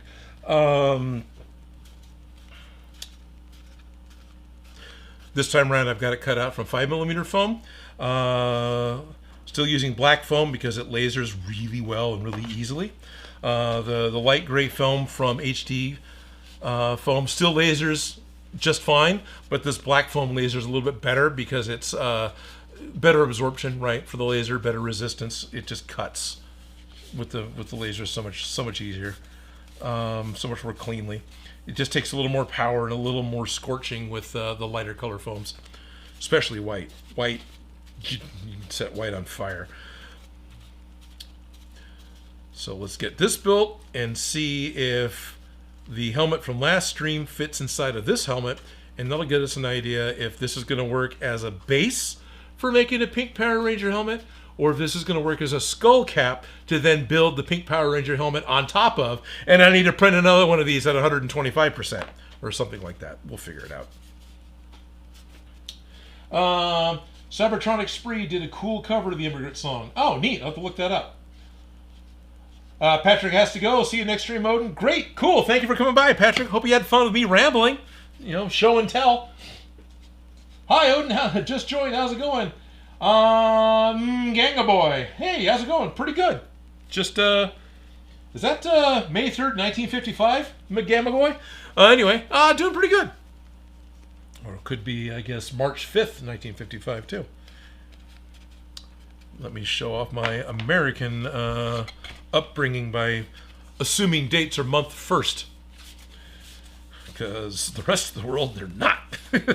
I think it's the rest of the world, isn't it? And the computer year comes first, so whatever, if you wanted to organize in a way that makes sense. You know, with a file organization that isn't taking dates into account if it's just off of your folder names. You want to do year, then month, then day. That way, when you sort your file structure, you can actually find stuff. Otherwise, if you don't, it'll put every third day of whatever month together, or every March together, followed by whatever day, then followed by the year, which makes it really just weird to find stuff. The last stream helmet, was it really the size of Felicia? In which case, could it be used as a reference model for Felicia? That is my hope, Ad Vixen. Yeah, it measured out to be pretty darn close to Felicia's head, which is why it split so badly trying to fit over her head, because her head does not fit inside of her head. A second of her head does not fit inside of the first of her head. But thankfully, the entirety of Felicia's head at the moment fits entirely inside of Felicia's head, and I hope it stays that way, because that's more ideal. Oh, and McGangle Boy is just a random jumble of numbers that YouTube assigned to me. All right, so I'll quit assuming you're older than me. Not a big deal. Yeah, I don't know. Does anybody else look at the 4 numbers on a name and assume that's a date? I almost always do. Just something I'm used to seeing. Just first thing comes to mind is that's a date. It's something in a year, but yeah. So, as is my habit with doing any kind of a helmet, doing any kind of a foam build, first thing I want to do is take my flat pieces and then work them into a compound shape. And in this case, I'm making all the reference marks go on the inside. So as I'm bending this, all of my registry points, all of my things are on the inside. That also means that this little bit that's supposed to be able to give me a little more of a bend is on the inside. I won't quite get the sharp corner that I want. This needs to be way deeper. If I was really worried about this, I could take that that router and really get a deep groove put in there, or I just have to laser a series of bigger grooves into it, which I could do that too. But by creating a compound curve shape before you start gluing, the process of gluing becomes much easier on your foam parts, because now they're not fighting being flat, right? Now they're just bending a little more to get what you want. And if I end up bending these too much, you know, take my planishing stake and I just really overwork this side panel and it's too much, then I'm just asking it to relax back out a little bit bigger, which is less stress than expecting a flat piece to force itself into being the curve that I want. And this is something that I've just rationalized through. I just noticed after doing this a few times that, oh wait, I'm having seam split. It's from this, you know, or it's, you know, I'm having chemicals react to each other making the seam split, or both. Because as you do this, you are, especially if you're going to try and cut this out of like 10 millimeter foam and then glue it together, and expect 10 millimeter foam to just conform to a rounded shape that's, you know, flat from being originally cut, you're going to be putting a lot of tension and stress into the helmet in order to force this shape. Me pressing it against my planishing stake, still, you know, I could set this back in the oven or in a hot car and it would flatten right out because the foam would relax. But to have this shape as a start is going to make assembly so much easier. So there's that one.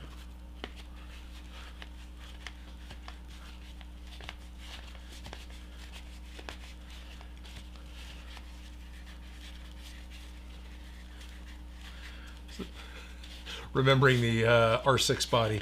So happy that the foot fits through the part that I made, right? Small, low key, you know, not the guy, but a low, you know, stress on. Well, I got this whole thing made. I hope the foot fits through it. Of course it does, because everything is done according to blueprint standard. So yeah, we're. That droid is a mutt of Dave's styrene files that are available through astromech.net. There's some Mark III body parts. There's a lot of Mark III foot parts. Almost at this point completely custom R6 head. There's a lot of little fiddly things we did to that head. And then the alpha and beta version of the Mark IV complex body with custom pieces from the Mark III bodies, and on and on and on. It's actually been a lot of fun. It's a lot of fun because it ends up becoming a project that you're figuring out and working on. It isn't just a model kit. Now, there's anything wrong with model kits. I love model kits. They're fun and enjoyable to put together. But this becomes more of a like engineering challenge at our level, and that is a lot of fun.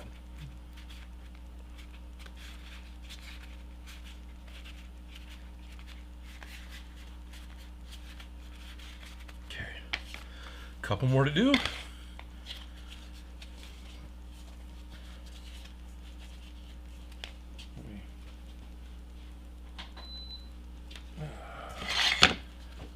Not knowing if Felicia's going to make it or not, I turned the heater on out here. And I went from being frickin' cold to, okay, I'm warm now. Oh yeah, it's pretty warm right here, which is actually good for the glue, so that's nice. GMP Customs is here saying, hello Odin, good to see you. Hello GMP Customs. Ha! A manga boy says, I was born in the mid-2000s. Much younger than you are, Odin. All right. All good, no problem.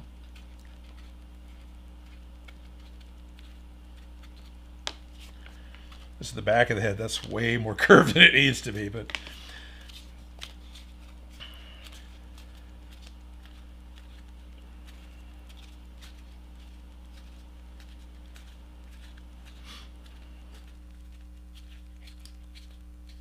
More background noise turned off.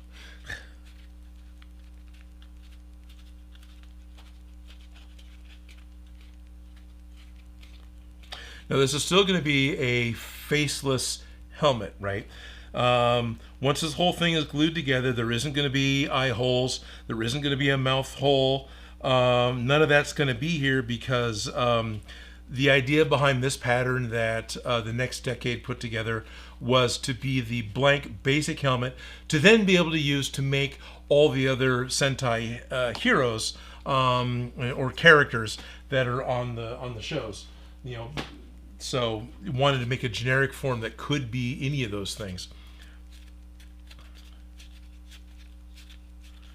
Do I want to make...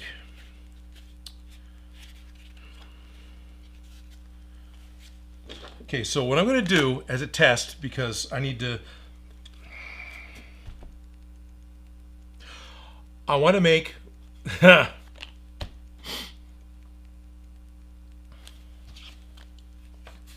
So some of these pattern pieces have score lines in them because they're supposed to fold tighter, right? When this gets folded up, you're supposed to be able to force these together and get more of a peak on the backside and less of a smooth curved piece.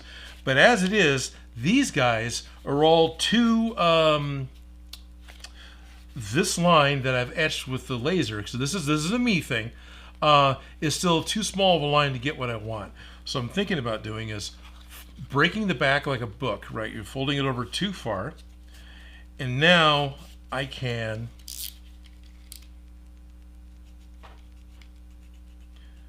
make a bigger cut. So this thing will go together more like I want it to and get me to be more of that angle that I want. And this is primarily only on the chin. It's not so much on the rest of the helmet. It's on the chin and the face. So I've only got a couple of pieces I need to do this to. But yeah, already that's better. Yep. So I'm going to go ahead and overcut all of these. I'm just going to just slice away. I may be taking off too much. Don't really care. I'll glue them all together, and if they end up being too peaked, I can always, you know, sand them down. So, but the thing I need to be careful of is I don't want to cut through to the backside. So even though I'm folding it over, I'm trying to keep an eye on where the center is so I don't cut all the way through and make a hole. And just cut on an angle.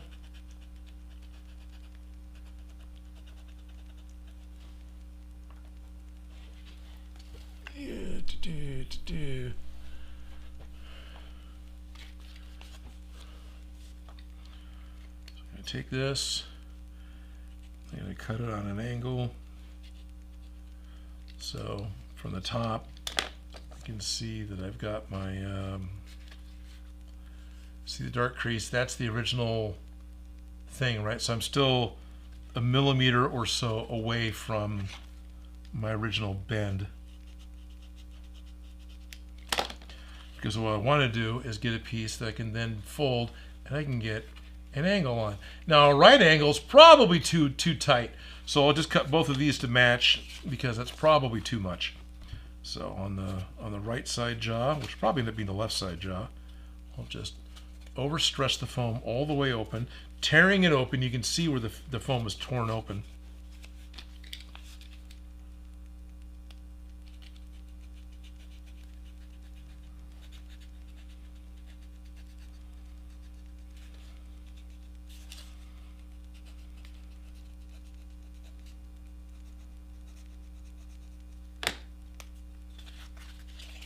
Good.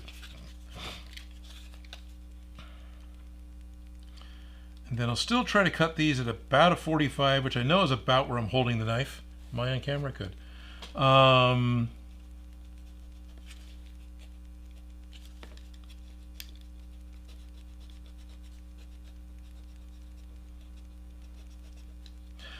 By cutting these the same, then hopefully I'll have a uniform problem on both sides if it's not correct. And it's not like one side of the helmet will be, oh, that side's perfect, and the other side's going to be, what happened here? Did you get hit by a truck? You know, if they're both the same, then they're, you know, they match. Now, what I want to do is on these other pieces, I'm pretty sure that I don't want them to be that big, so I got to try to cut these a little more shallow.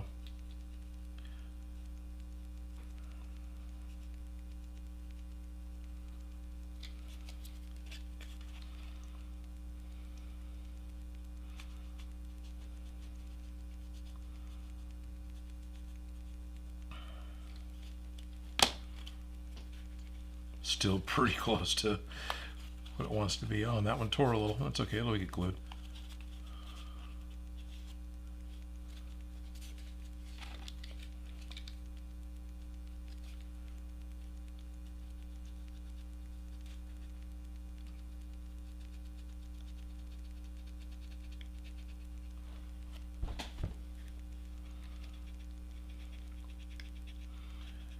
For those of you who haven't worked with foam, this is a big part of it. All sorts of, how am I supposed to cut this? How am I supposed to figure this out? How am I supposed to put this together? Wait a minute, this isn't working the way I thought it was going to work. I got to change my plan.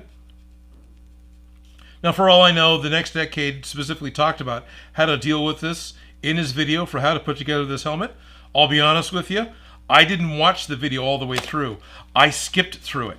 I started watching it, started seeing parts of it, and then kind of bounced through it and went, yeah, all right, I'll work with this. So by no means is this a commentary on their pattern, because I'm pretty happy with what I've seen from it so far. I'm not utilizing it properly.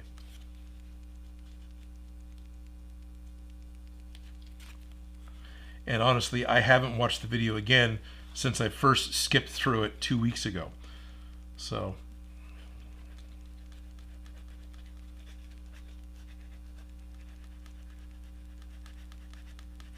now I could also not start gluing these pieces together. That's also a thought. Once the helmet's fully assembled, I can always start holding and pinching the corners together better in order to get the shape that it's supposed to be. Because even that kind of does it. I think the problem is I've got a little too much up here still.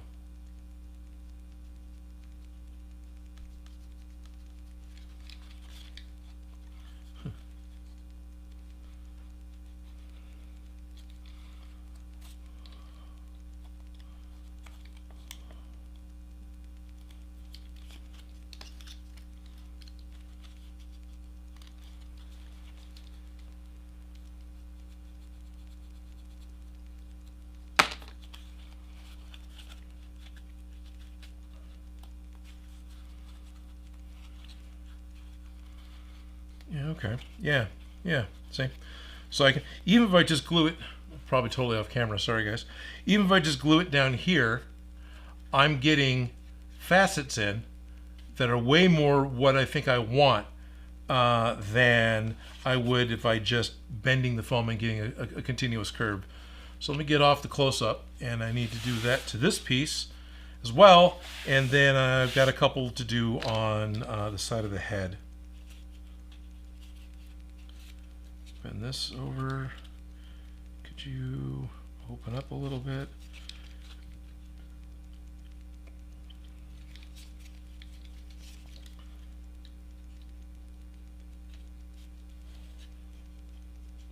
Now I'm still trying to position it as if I'm still on the close-up camera. I'm not, right? Okay.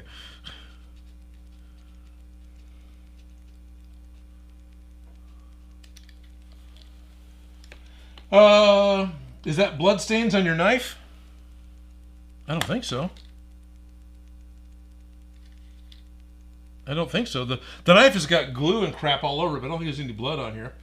Don't forget to make extra large helmets so you and Dan can be Kaiju Rangers. It's canon too. Okay. So Advent Dragon Creation 786 says, had similar issues when making my Power Rangers Dino Charge helmet. The 5mm split even after the heat forming due to the shape of the helmet in general should have split the pattern into smaller pieces. Yeah. One thing I want to ask you about is GMP Customs. One thing I want to ask you about in combination about your pattern making. Do you ever draw a helmet on a tablet, import it into AI, and then make it into an STL for 3D printing? I have not. Not that I'm against doing it. I just don't typically draw on a tablet. I don't have one. Just not a workflow that I've done. Usually, I figure a lot of stuff out through the process of looking at it and touching it. So those two things are really big for how I work. I can reason through mentally a big portion of the project by looking at what it is, thinking about from both experience as well as what I could expect there to be a problem from experience, mentally for like, how am I going to make a helmet? So, I can do this, I can make these banana shapes, I know how to do all that. But then by actually setting up my head cast or setting up a head substitute, I can start blocking out what it is physically in front of me. And that works really well for me. And of course, I'm working with foam. You're talking about making an STL file. I have not done that. When I'm working with STL files, it's either highly geometric, because I'm still kind of stuck in Tinkercad world. The few times I've opened up Fusion 360, it's been, what do you want me to do? And it even though it's supposed to be, well, you're done with Tinkercad, time to move on to Fusion, it's the next step. Well, yeah, I can see that it is, except it works completely differently. Like, completely differently. But it's not as bad as Blender, which doesn't work to me. Blender is absolutely like a program that was written in French that was then translated to Japanese and then translated to English and said, here, it's one of the best 3D programs you could use. And I look at it and go, this doesn't make any effing sense at all. What am I supposed to do with this? That may not be, and probably isn't what happened to Blender, but there's definitely a disconnect between the way I think about how something's going to work, or what my hotkey is going to be, or what procedure I need to do in order to do the next step, versus how Blender wants to do that. As well as, I think Blender is doing more than I want it to do, so it feels overloaded because, well, in addition to that, you can edit with it. Well, yeah, I could, but I can't even make a reliable box with it, so I'm not going to try and edit with it. Edit video, right? But anyway, all that to say, I'm not saying Blender's a bad program. It just has a massive learning curve that I haven't been willing to sit down and put the time into. And I've been bitching about it long enough that if I had, I'd be good to go now. But that's just not where I want to spend my time. I'm more results oriented, so I want to work with Tinkercad because I can get the results. But we were just talking about doing a whole nother historical recreation last night of some small pieces that I have concern over being able to do that with Tinkercad.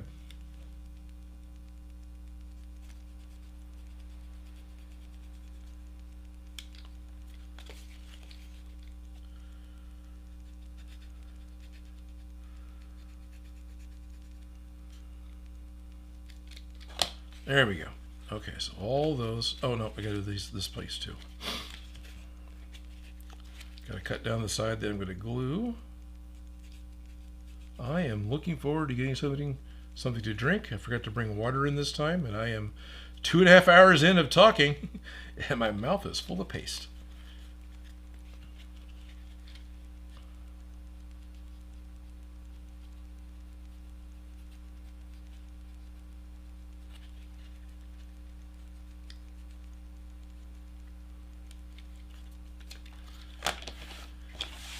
Alrighty, so I've got this face piece done. I've got this chin piece done. These two go together. That's the mouth. That should be flat. Okay. And then on the side of the head, right up here, there's another piece. So let's go ahead and take that part and break it open. And break it open. Come on. Don't. I almost tore through the backside over here. Break that open.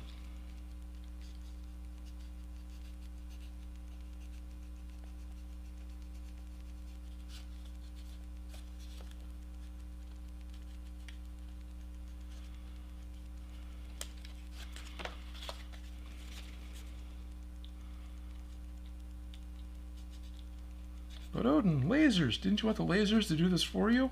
Well, yeah, that'd be nice. I didn't program it to do that. How could you do this with lasers?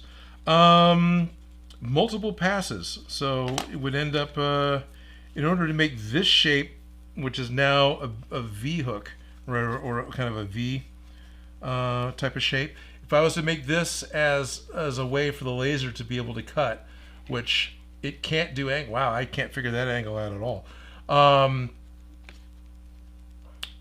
So this V shape here, in order to make that happen with a laser that's only going to go back and forth and only going to shoot straight up and down on a perfect 90, you end up doing an embossing of the full size. That's going to go down 0.5 millimeter. And then you move in 1 millimeter and do that again. And so then it embosses on top of the first emboss, which brings it down another 0.5 millimeter or so. And on and on and on. So you just kind of stair step it into itself in order to make this shape happen. That would be the easiest way to do it. Ben Eady actually did a way that was pretty brilliant, where within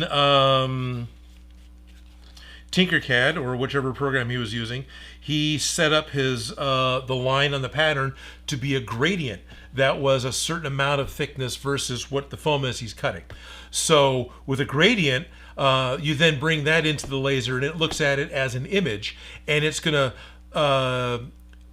do the most cutting obliteration where it's the darkest, and then it gets less and less and less as the gradient gets lighter, which ends up giving you a slanted cut. And that totally also works. It just happens to take a while. Both versions would, because you're asking the laser to go back and forth over an area.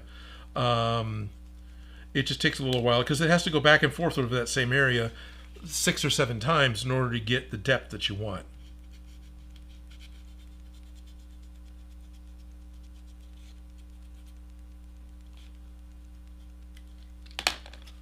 All right. Yep.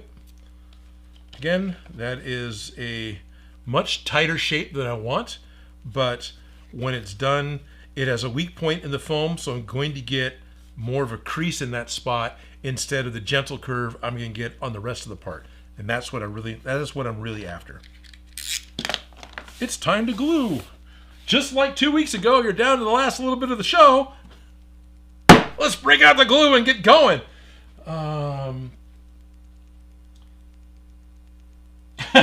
Ad Vixen, ad. Make dinner tonight with Hardee's Carl's Jr.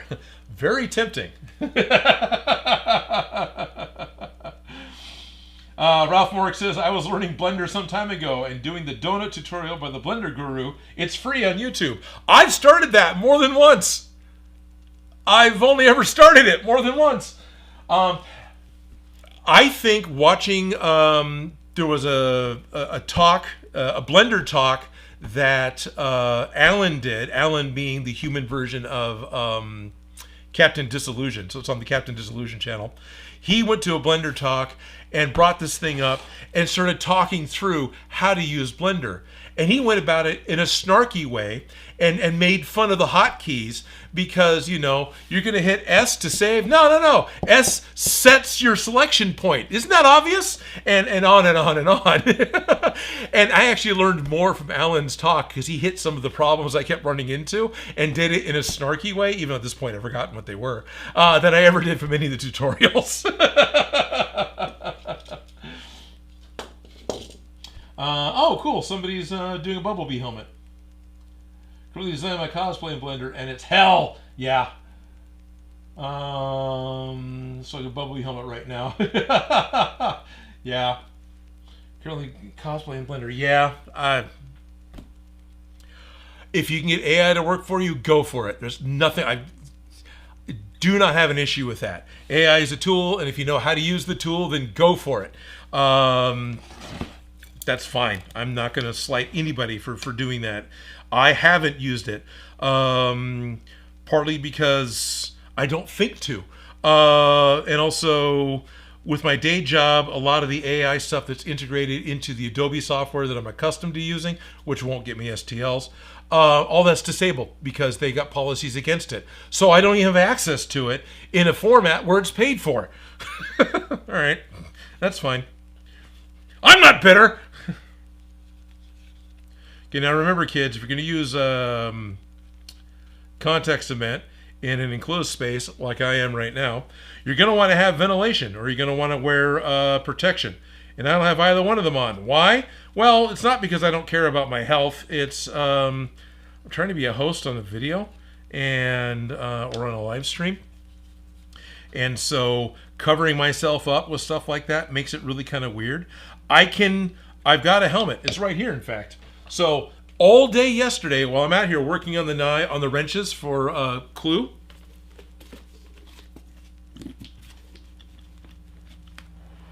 I had this thing on, which is great. This is actually a chemically rated respirator.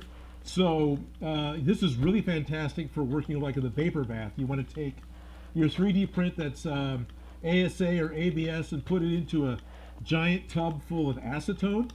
This protects me from the acetone fumes when I take the lid off. And this also protects me from the fumes from this. I don't smell it at all. This is the right thing to wear. You don't have to get one that's got the full face shield. Shot Gremlin found these for like 30 bucks when we got them. But this is a full-on, safety glasses.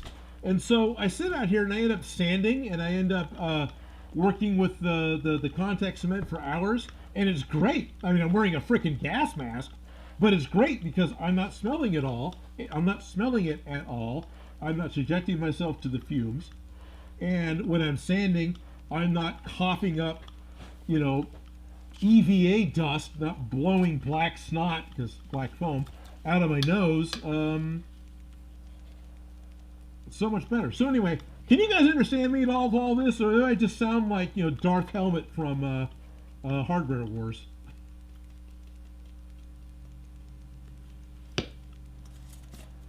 Remember you talked about earlier, let's squeegee that so it can dry a little bit faster.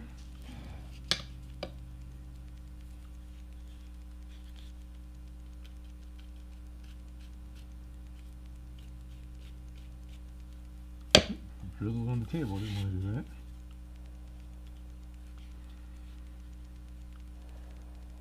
Anyway, if Shock Gremlin remembers the link for this, maybe they'll talk about how to search for it on Amazon, which is where we got it. But yeah, at this point, I'll wear this working with a table saw because it's a very comfortable, eye protection. And then I sat out here yesterday with headphones on as well, so I was like totally covered up. It was great. Okay, Immigrant Boy can understand me. Is very muscled. How do I store my respirators? That's a good question. Probably not properly. This one, because I was just using it yesterday, I hung on the handle of the clamp I've got on the side over here that's holding the piece of wood that's holding my computer.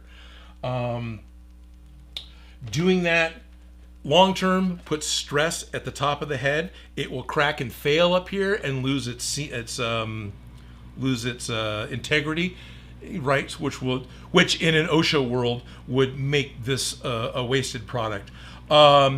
Typically, these are either just laid down one way or the other inside somewhere safe.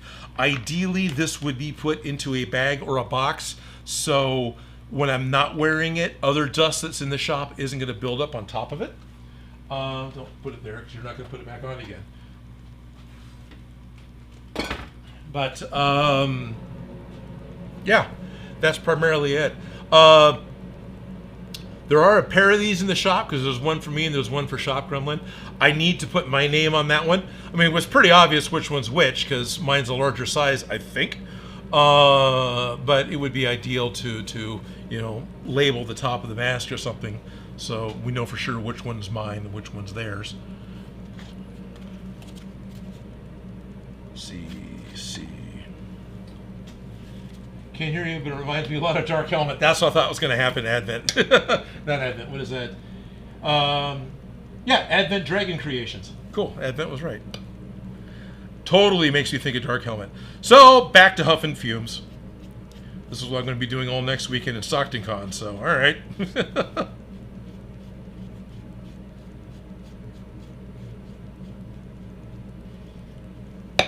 Because right now the goal is to get.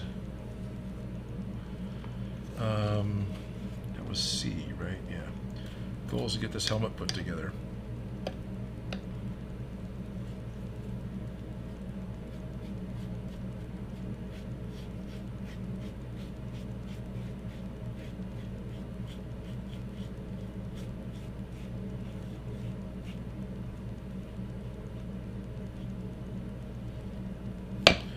Yeah, and after years and years and years of using this, and prior to this space, I had forced air above me to give me fresh air, although it was still diluting it and I was still getting it.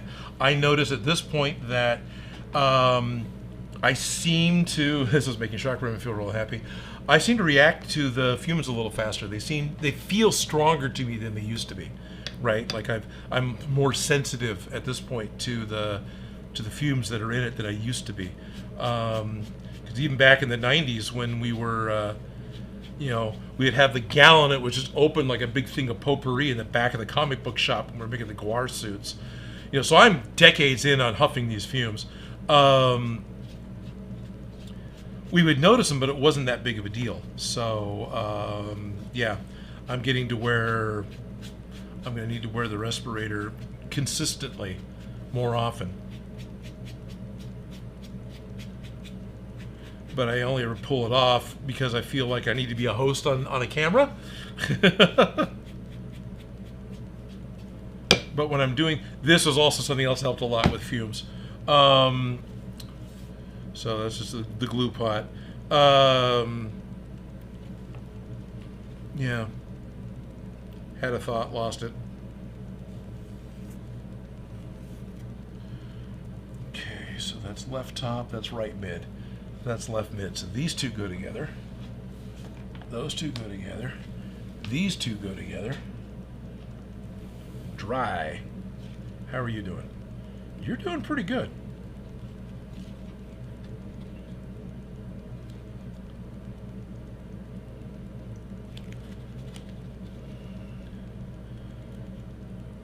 But you could have more glue.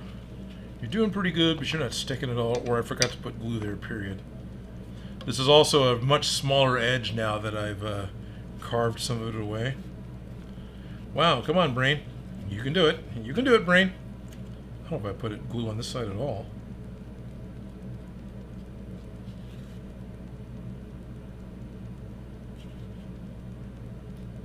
So yeah, ultimately, contact cement is something that you need to have adequate ventilation for, or ideally a respirator for, because we're all going to sit around it long term putting cosplay together. You're going to be exposed to these chemicals long term, and yeah, you don't really want to. It's fun to joke about huffing the fumes. But realistically, yeah, I don't really want to be puffing these fumes long term.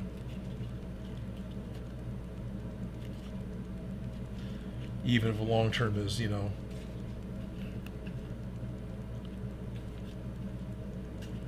this is effectively long term, doing this for half an hour. Okay, is that going to be all right? That might need some more gluing on the inside, but for right now, that's getting me some pretty good jaw B, B. So these two do go together.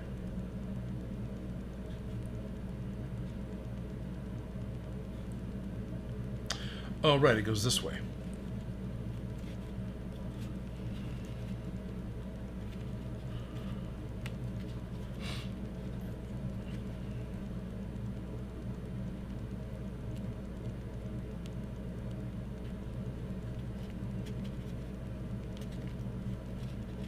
Because this is the chin piece.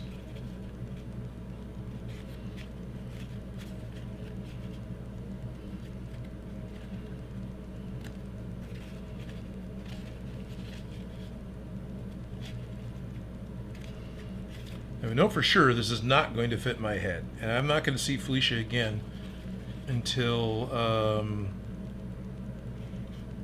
next stream. I don't think I'm going to see her at all until next stream.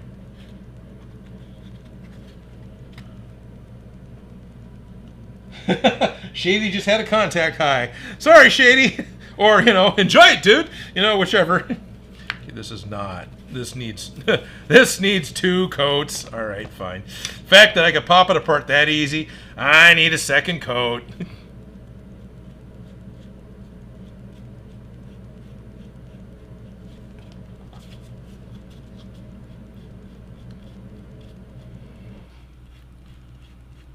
Now, one of the things I can do, and I'm thinking about doing, although I've got the little pieces that I shaved off. Once the helmet's assembled, I can always lay these back into what's left of the cracks and super glue them in as a way of reinforcing those seams a little bit.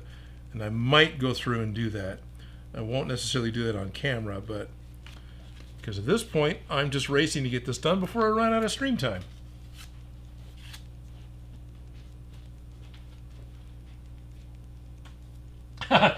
Dan, the song from Odin Force, Through the Foam and Fumes.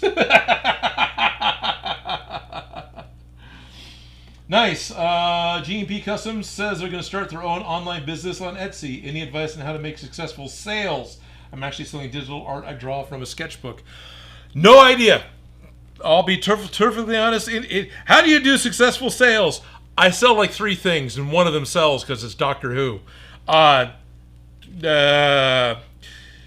Digital sales are great because that'll be automatically fulfilled. I've got some Doctor Who stickers that I actually need to package up and get sent out because with me it's all dealt with physical mail. So that's something I got to do this afternoon is get those invoices printed out and then make the envelopes, put it all together so it can go out in the mailbox. I don't know. I really don't. I cannot give you accurate, adequate, realistic, this is how you do it on how to do stuff on Etsy. My Etsy isn't that successful. If I'm lucky, I get enough money through Etsy to pay for a tank of gas in a month. Which still is not a small amount, right? But you know, that's the level I'm at. Let me go ahead and put this on the inside too. Big things are if you are sending out something physical, do it as quickly as you can. You know, you're given, I think, 10 days, or you can set what your limit is, and that's great. Stick to that. But if you can get it out faster, that's good. As far as how to get your stuff found, that's the biggest trick that I really don't know. I don't know why my stuff sells in spits and spurts. You know, there's the point that the labels and stickers that I sell do really good over the holidays. Oh, that makes sense. They're Christmas gifts. And then nothing happens. And then all of a sudden I sell a few of them. I don't know if Etsy is automatically pushing, suddenly more one for another, one time over another or something. I don't know. I'm really sorry. I don't have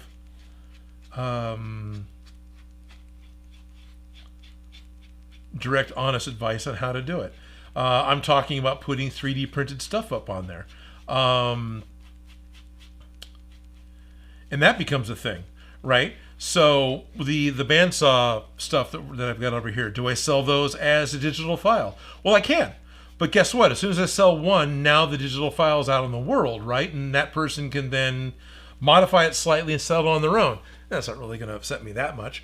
Or put it on another site for free. Again, that's probably not really going to upset me that much because I'm not expecting to get rich off this stuff or even survive off this stuff. But that is kind of annoying because I try not to do that. I try to give credit where credit's due at the very least. So do I want to put myself in a position where I have to print these things and send them out? That means I have to print them. I have to put them in a box. I have to put them all together. I have to put them in the mail. I have to deal with the changing costs of postage. And is that still going to work out with the costs that I had listed previously? I have to deal with international shipping because I'm going to ship internationally because I know I've got people that watch me internationally. So I don't get to pick, domestic only. And that, again, presents a whole nother issue of how do I deal with this? What's going to be the right way to do this that's going to not become a nightmare for myself? There was a point in time about 15, 20 years ago, somewhere in that area, where I was paying my monthly bills by selling stuff on eBay. So, I've done some of this stuff before. But honestly, with that, the best thing that ever came across for me was something that was easy for me to replenish and resell that people actually wanted. There was a period of time that I was an installer for DirecTV. And during that time, it was very easy to come across remote controls. When I was picking up equipment from the corporate office, stuff was being hucked all the time because the other installers would put something in and then want to throw stuff away because the customer still has their old remote and they don't want another one or whatever reason. So you get this universal DirecTV remote that worked with all the receivers at the time. So I would take those remote and stick them on eBay for $10, and I sold, a few of those every month. Not a small amount, because it was something that I could literally pick up and for nothing, and so then sell it on eBay, and it was great. Digital art, kind of similar, right? Here's an item that once you've got it created, I had to get hired. Once you got it created, it can replenish itself. I've got patterns for free on my Odin Makes site. It's digital distribution. Whenever somebody wants it, it's right there. Click download. I don't have to do anything on my end to make that work, and that's ideal. That works through. I'm very happy with how that seems to be working. So if that's something that you can make your business work, I highly recommend auto fulfillment. But if you're packing up, something physical, you need to make sure you have a time set aside for yourself to do that. Even if you're in your description, you say, I package all my stuff on Fridays and everything goes out every Friday. So if you order on a Monday, it's going to be 5 days before it goes out. Whatever, however you want to do it. Anyway, with this chin piece, I'm actually really happy with the faceting that I got on it. That wasn't the camera that I expected, but still. So all I got is glue down the seam here, which you can kind of see from the sheen, and then I've got a glue here and a glue here. That's on the underside of the chin. This is the side that you want to look at. But you can see with the way the light's hitting it, I've got facets on this foam piece because of all the holes that I cut on the inside, even though on the inside they're not glued together. So I'm very happy with how that turned out. Much happier than if I had just left the etched lines and hoped for the best, because I wouldn't have gotten what I wanted. Hope I'm not too preachy on the whole eBay, Etsy things. These are just ramblings from stuff that I've kind of noticed for myself over time. Things that, you know, I end up having regrets over because of the way I did what I was doing, or I could have enough empathy to see how somebody else saw it differently and I fell short on it and caused an issue.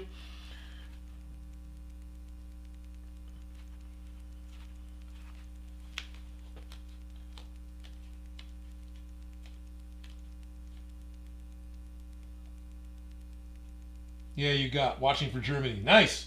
Oh! Ah! Hopefully it'll fix itself in a second. Yeah, I found he had to test the waters. Yeah, he does. So Manga Boy wants to thank me for all my videos. Currently making a big Bumblebee cosplay, and it's the first time I made anything big with foam. Sweet. She has been fantastic. Thank you for learning about foam spinning techniques and all the little tips and tricks I wouldn't have known otherwise. Thank you. You're very welcome. I'm glad that you are having fun with your, I assume, you know, or hopefully you're enjoying your foam smithing adventures. And that's great. You're very welcome.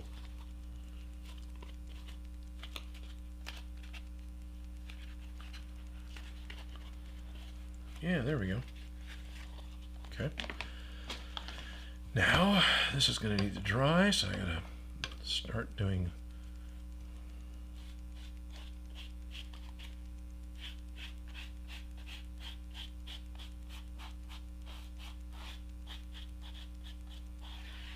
Here we are, just like last week, where it's like, well, you're going to go overtime, Odin. Sorry, everyone. We're all here to see the helmet, and you talked about everything else for too long beforehand.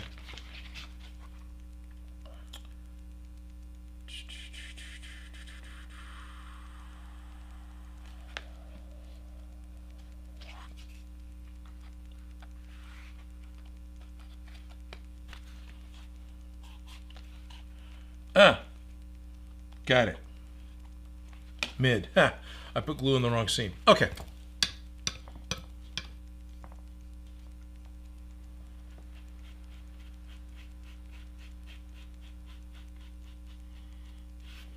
It fixed.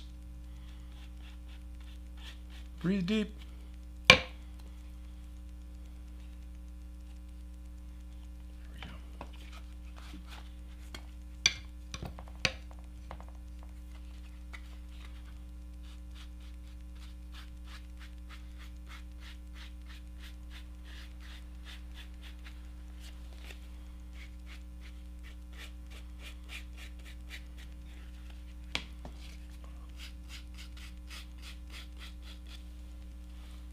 Left, okay.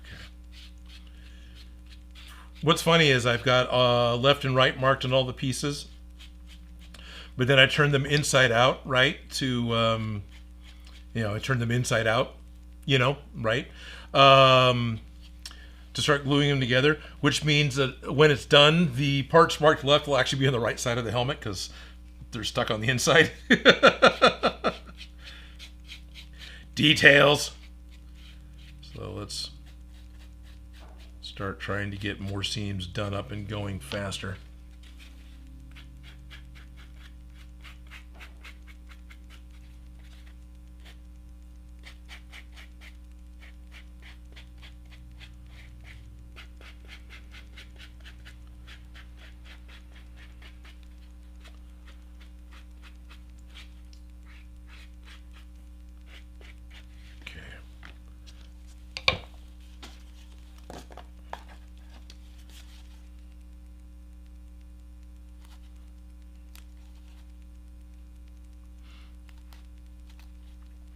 So now Odin starts crafting, and we're getting to be the 3-hour mark in the stream, which means he's getting tired. So he's getting quiet.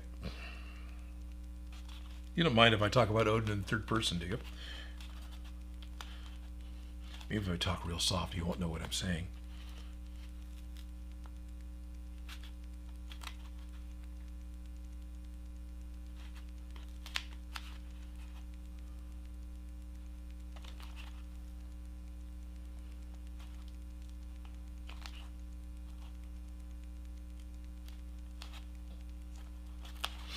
So I am going through and stretching and pulling the pieces a little bit in order to make sure the registry lines still match up, which is good and bad because the way the registry lines were done on the original pattern, they were dots, which is good, but I'm being very specific on this part matches up with that part, and I'm still ending up with, a millimeter off in the front here. It's just the nature of how this is going to go together, I guess. But that's okay.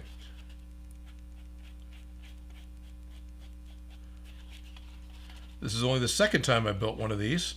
It's likely going to be a third and a fourth, so I might get pretty good at it. You think I'll ever change the pattern between now and then? Nope. I'll just keep mentioning I got the same problems that I forgot about from the last time. There's that. All right, so this was one coat. Let's work our way across the table, doing a second coat on everything.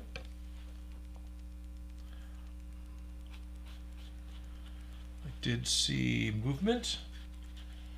Or Odin is the imposter. Yeah. Bamboo Studios about to crash? Okay.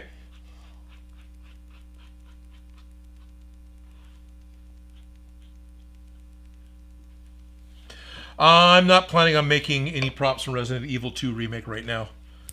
Does it mean no? No, it doesn't mean no. It just means that at the moment, my building is pretty much centered on Power Rangers, Astromech Droids, and Clue pieces. And that's about all I'm going to be working on right now. And I've made talks and minor promises about building other things not too long ago that I'm still haven't touched. So picking up something new is probably not gonna happen. Which is not to say that I've got anything against Resident Evil, because I don't.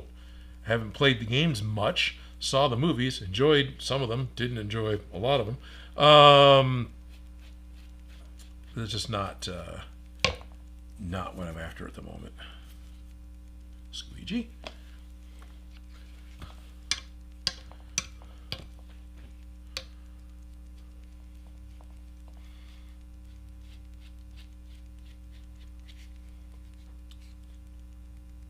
Oh, I put glue on the wrong side.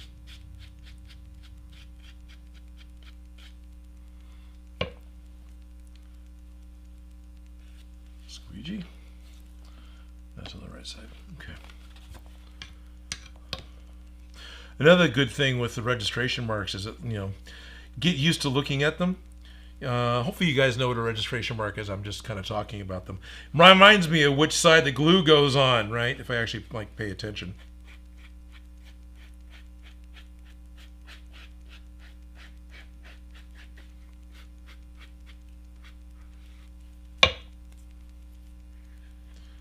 Saw there was movement with chat.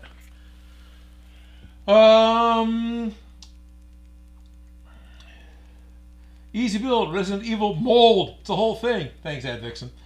G&P Custom says, I would recommend gluing the seams on a flat surface instead of in the air for a more precise finish. So that way you don't have to pull or stretch the foam.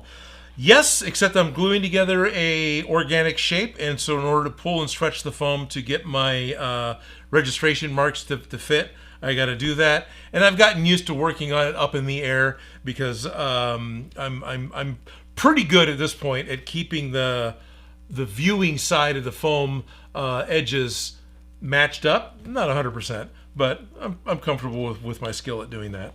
But you're right. If you want to glue together something that is going to be really flat on the outside, then lay it down on a flat surface so you've got a physical guide to help you get your pieces to fit together.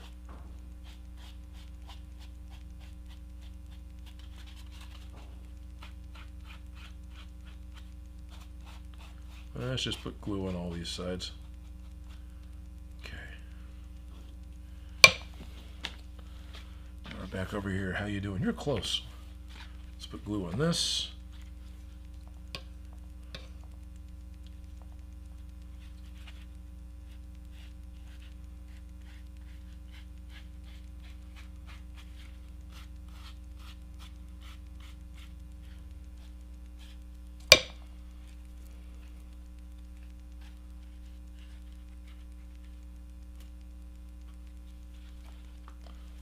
Sit down over there. I got a back and a back. These are close. Where's the heat gun? So a lot of these have 2 coats. The second coat can take longer to dry, or I'm just going through them quicker.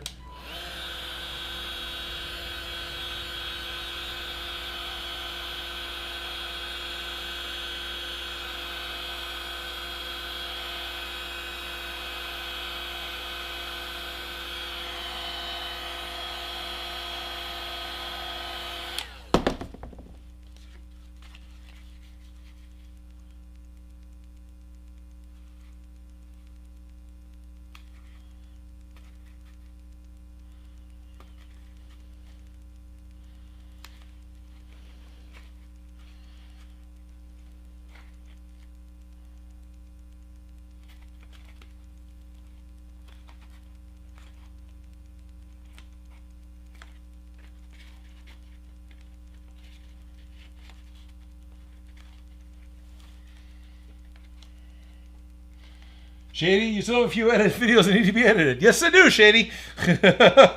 One of them is the radioactive tape that we did like a year ago. Yes, we do. I've got the full clue build that I need to edit. I've got stuff I need to do. Shady's always trying to help remind me.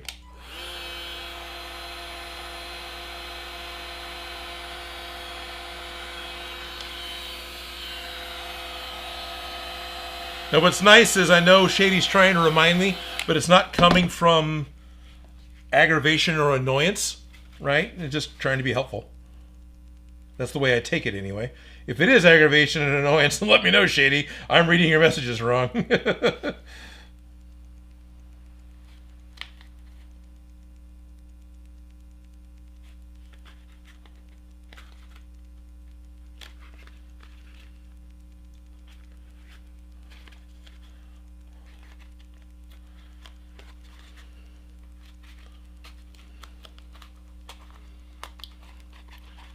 That's right, that's left, that's left, that's the back. Okay, we'll do the front. We'll start with the front.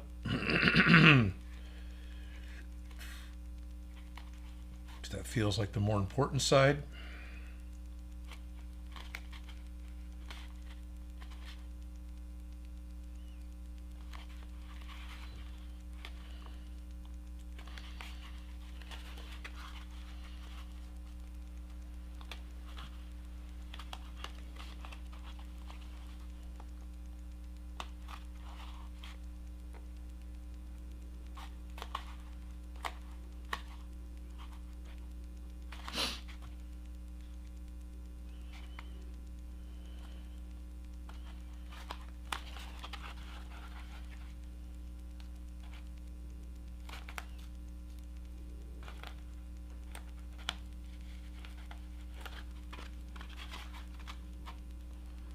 Right, I may only have 1 layer of glue on one of these. It's not 2.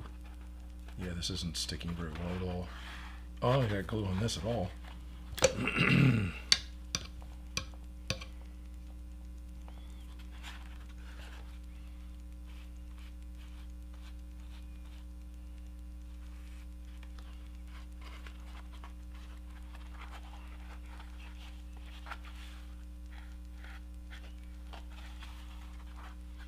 Okay, that's goopy. That'll take a little while to dry.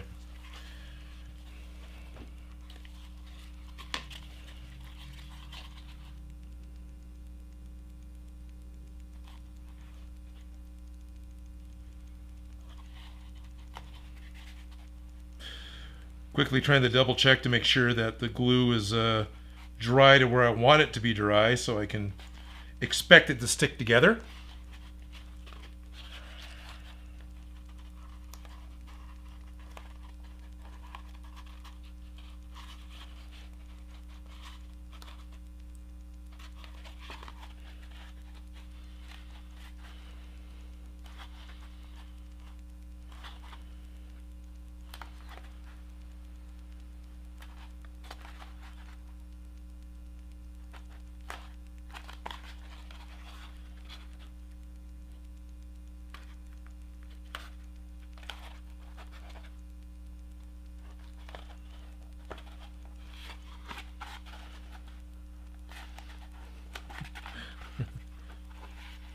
Okay.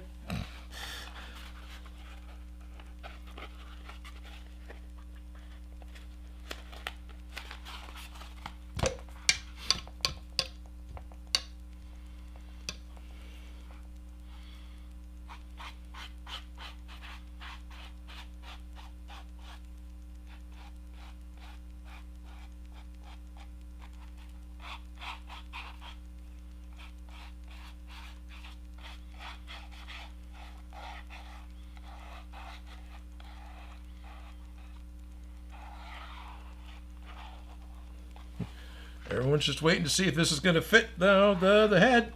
Anyone who's still here is waiting on that, I assume. You may not be waiting on that. You may just be here because you're here. And I'm here.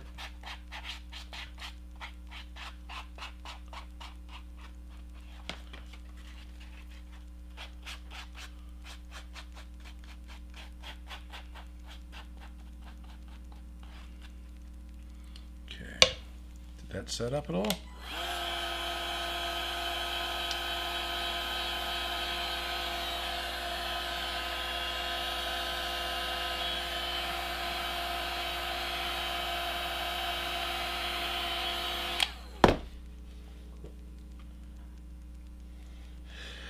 Don't know what color yet. The comment was, so pink ranger for Felicia. What color for Odin? Is that going to be a red ranger?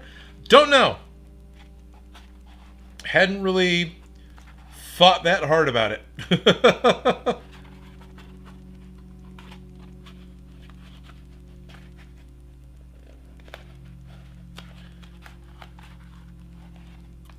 Don't exactly see myself as having a Mighty Morphing Power body style. I'm Zordon. There you go. I'm alright, that stupid monkey.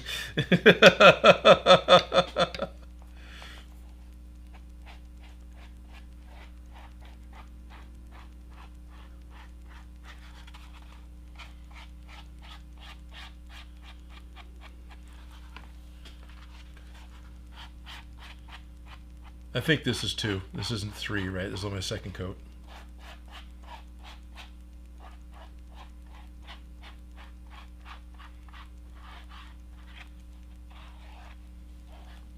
I talked about recording these and I haven't.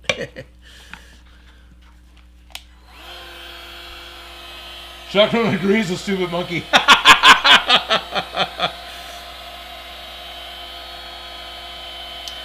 Alright, so for those of us who don't know, Zordon's the big blue head, right, that's in the headquarters. The one in the inside the cylinder that kind of looks like the master control program. Okay, Power Rangers, we're having a problem. I'm the English created character to help stitch together the live action and the original Japanese programming in order to make a more understandable shoulder pads, yeah. Yep. Meryl Turnip. Yep. Okay, good. Good. Meryl Turnip is joking about what? You mean you're going to make a giant plastic tube, fill it full of light blue film, and have a part where he can insert his face? I've seen it. Somebody did that as a cosplay, I think, at Dragon Con. I didn't see it personally. I've seen pictures of it. It was a cardboard set of Zordon's set that went around his head. He was behind the plastic tube. He had the Power Rangers action figures all around him looking up at him, right? Yep. 100%, I would be very comfortable doing that cosplay.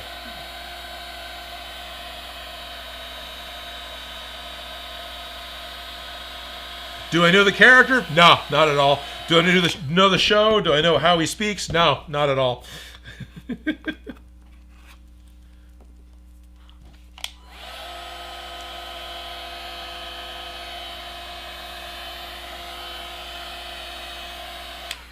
Okay, that's pretty much dry. That's pretty much dry.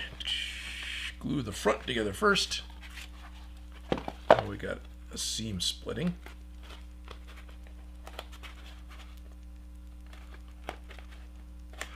Yeah, I wouldn't want to do this thing out of any thicker than 5 mil. This is not... I mean, you could, but you need to bevel your edges a lot more than I have.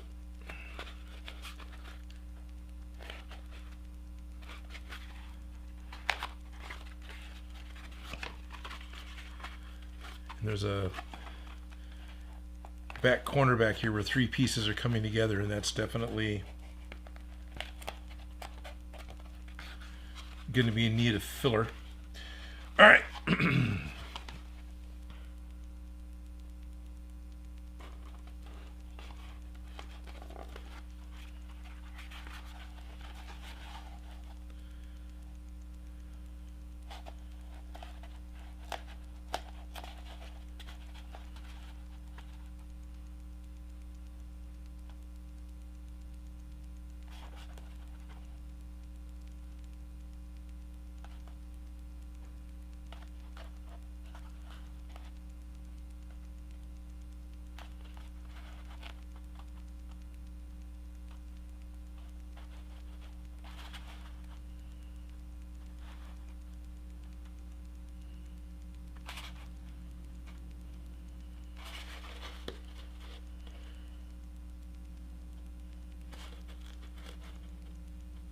Now, the Sentai helmets do buckle together, right? So I wouldn't be surprised if a week from now when Felicia gets here, we're going to need to cut the back off of this or something in order for it to fit right. That wouldn't surprise me. And also, I'm not as stressed over if this is still too small. But at this point, if I get a chance to do a test fit with her, I don't know if I'll spend another stream building another helmet. I might try and just get this done beforehand and come back and say, well, it was too small, so we made a bigger one. And it still looks like a Knights of Ren.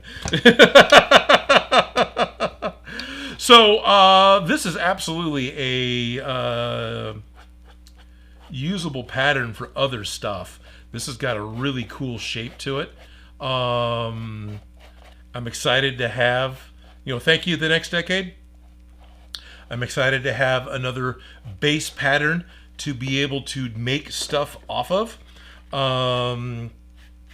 which is absolutely what they were saying in their videos was the intent of this Super Sentai helmet. There are things that people have asked for a long time. That's kind of cool. And then other things I could think of. And I don't want to make any promises because I've gotten really good at putting videos out if you haven't noticed. But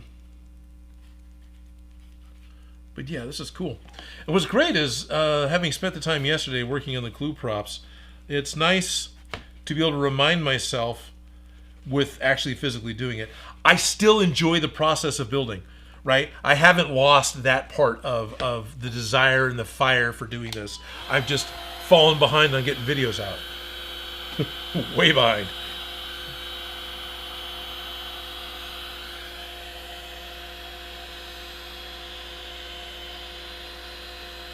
Cool.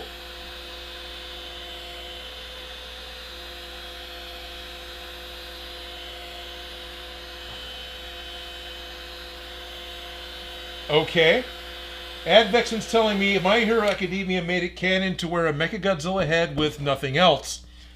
Just dressed like a street fight with a GUI. Are you making a joke about one for all? Or all for one? Whatever, the villain? Or is that something else? Because I do know there's the main villain that's just got the the head that he wears with the suit, the regular business suit.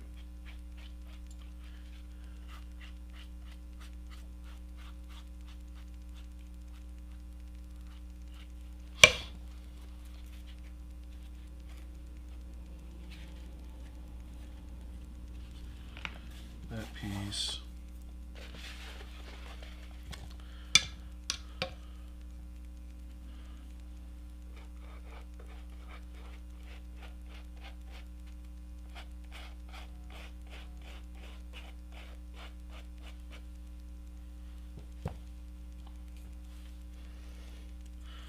Funny, I'm talking about that, and the guy I know who cosplays as that person just sent a message through Instagram, or I just got a message that I missed a message through Instagram from Jerry Rig Props.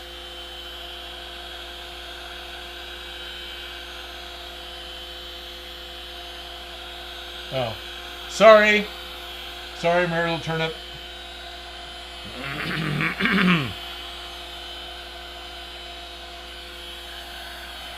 Okay, gonna put the mouthpiece on here in a second as soon as the glue's dry.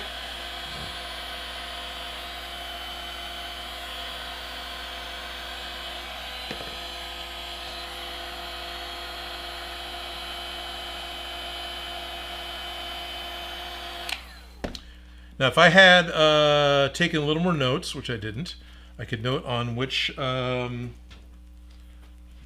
pieces I think I need to shorten or lengthen.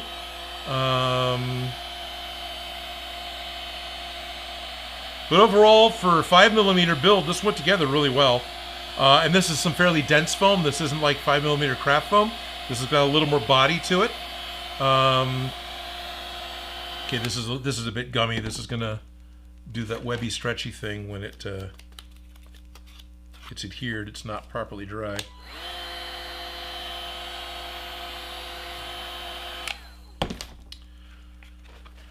Alright, we will glue this directly to the front, because I would rather have the front seam be accurate and then each side be a little short than have the chin be off center.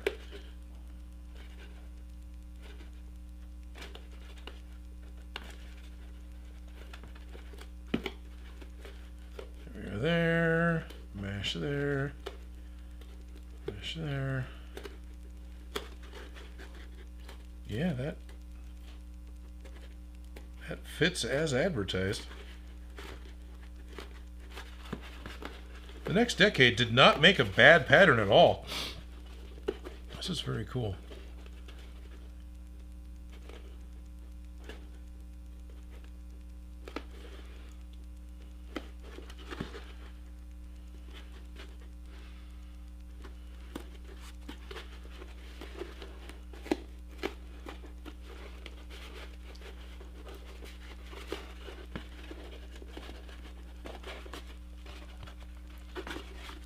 Still feels like it's too small. But I don't know. What do I know? I'm always surprised at the size of things. So here's the one from last stream.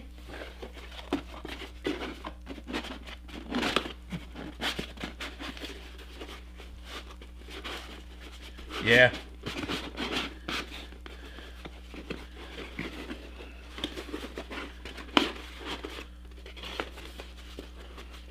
Yeah. Nope. Gonna do it again. There's a reason why when a head does go inside here, there's definitely a reason for why the Sentai helmets, well, they're fiberglass for one. They definitely have a slit around the side with a hinge and a couple of buckle clasps. I can see why. Still too small, but it is bigger. You know, it's only 10% bigger. It's got a much better shape and body to it. So, yeah, looks like I will do this again. I might increase it by another 15%, so it'll be 125% larger than this, in order to try and get a helmet that may actually fit her head.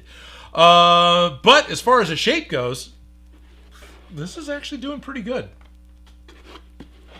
So the 3mm one has still got some pretty bad faceting going on, right? You can still see, you know, it's like a low res polygon, right? The 5mm has done a much better job at pulling in that slightly rounded shape. I've absolutely got the chin stuff going on.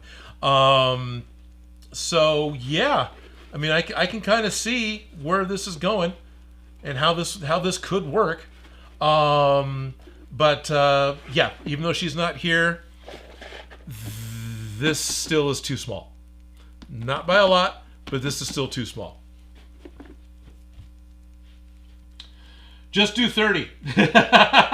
Paint them gray and have these decapitated putty heads. The clay goons that fight the Rangers. I could do that. This actually may end up working really well as a blank head to put the Pink Ranger helmet on, right? Like, could finish out to the bottom and put a post on it, so this becomes a mannequin head that something else could sit on. I could see using this for that pretty well. Yeah, it looks like a nice base to do something like a cyborg ninja helmet. Absolutely, Dan. I can see the next decade talked about how the basic Sentai helmet got used not just for Power Rangers but for Kamen Rider, or Kamen Rider, however you pronounce it, as well as a number of other Sentai ninja characters that have come and gone over the years. And I can see how this becomes a base to be able to build those other things. And Kamen Rider, however, has been something that's been requested more than once. And I know that I've got Falcon, another friend, that's been looking to do that forever. And this has been one of the... This is how Odin makes. Boy, there's a memory. And this has been one of the things that's been a stumbling block for Falcon to be able to get going and building on. And so it's really cool that this is getting this shape, even if it's just a little bit still a wee too small. Yeah, a Kamen Rider. That's it. Kamen Rider. So no, totally happy. Totally happy with how it worked out. I like the proof of concept. It's a bummer that it doesn't fit, but I didn't sit here with a ruler and a razor blade and cut everything out by hand. That action, then having to do it again, that's what grates on me. And that's the iteration process of building this stuff. When I have to cut all the pieces out by hand, and I'm really concerned about making sure all my pieces are cut right and the same as I go again and again and again. That's the part I really dislike, and why I'm so in love with lasers, because they'll do it for me while I do something else, like talk about the R2-D2 build or take a nap. Don't run your laser while you're taking a nap. Run your 3D printer while you're taking a nap, but don't leave a laser unattended. It is creating fire. You want to make sure that fire doesn't get out of control. Everyone, I want to thank you very much for spending the last 3.5 hours with me. It's been an extra long stream. Next week, I'm going to be at Stockton Con, so I will be back on March 8th with another one of these. And hopefully by March 8th, I'll have, maybe this is something I'll build at Stockton Con. I'll get one of these built out, like Shady says, at 130%. Just to see if it becomes big enough. So, yeah, we'll do that. And thank you all very much for spending your afternoon with me, especially those of you who have been here the entire frickin' time. You guys are awesome.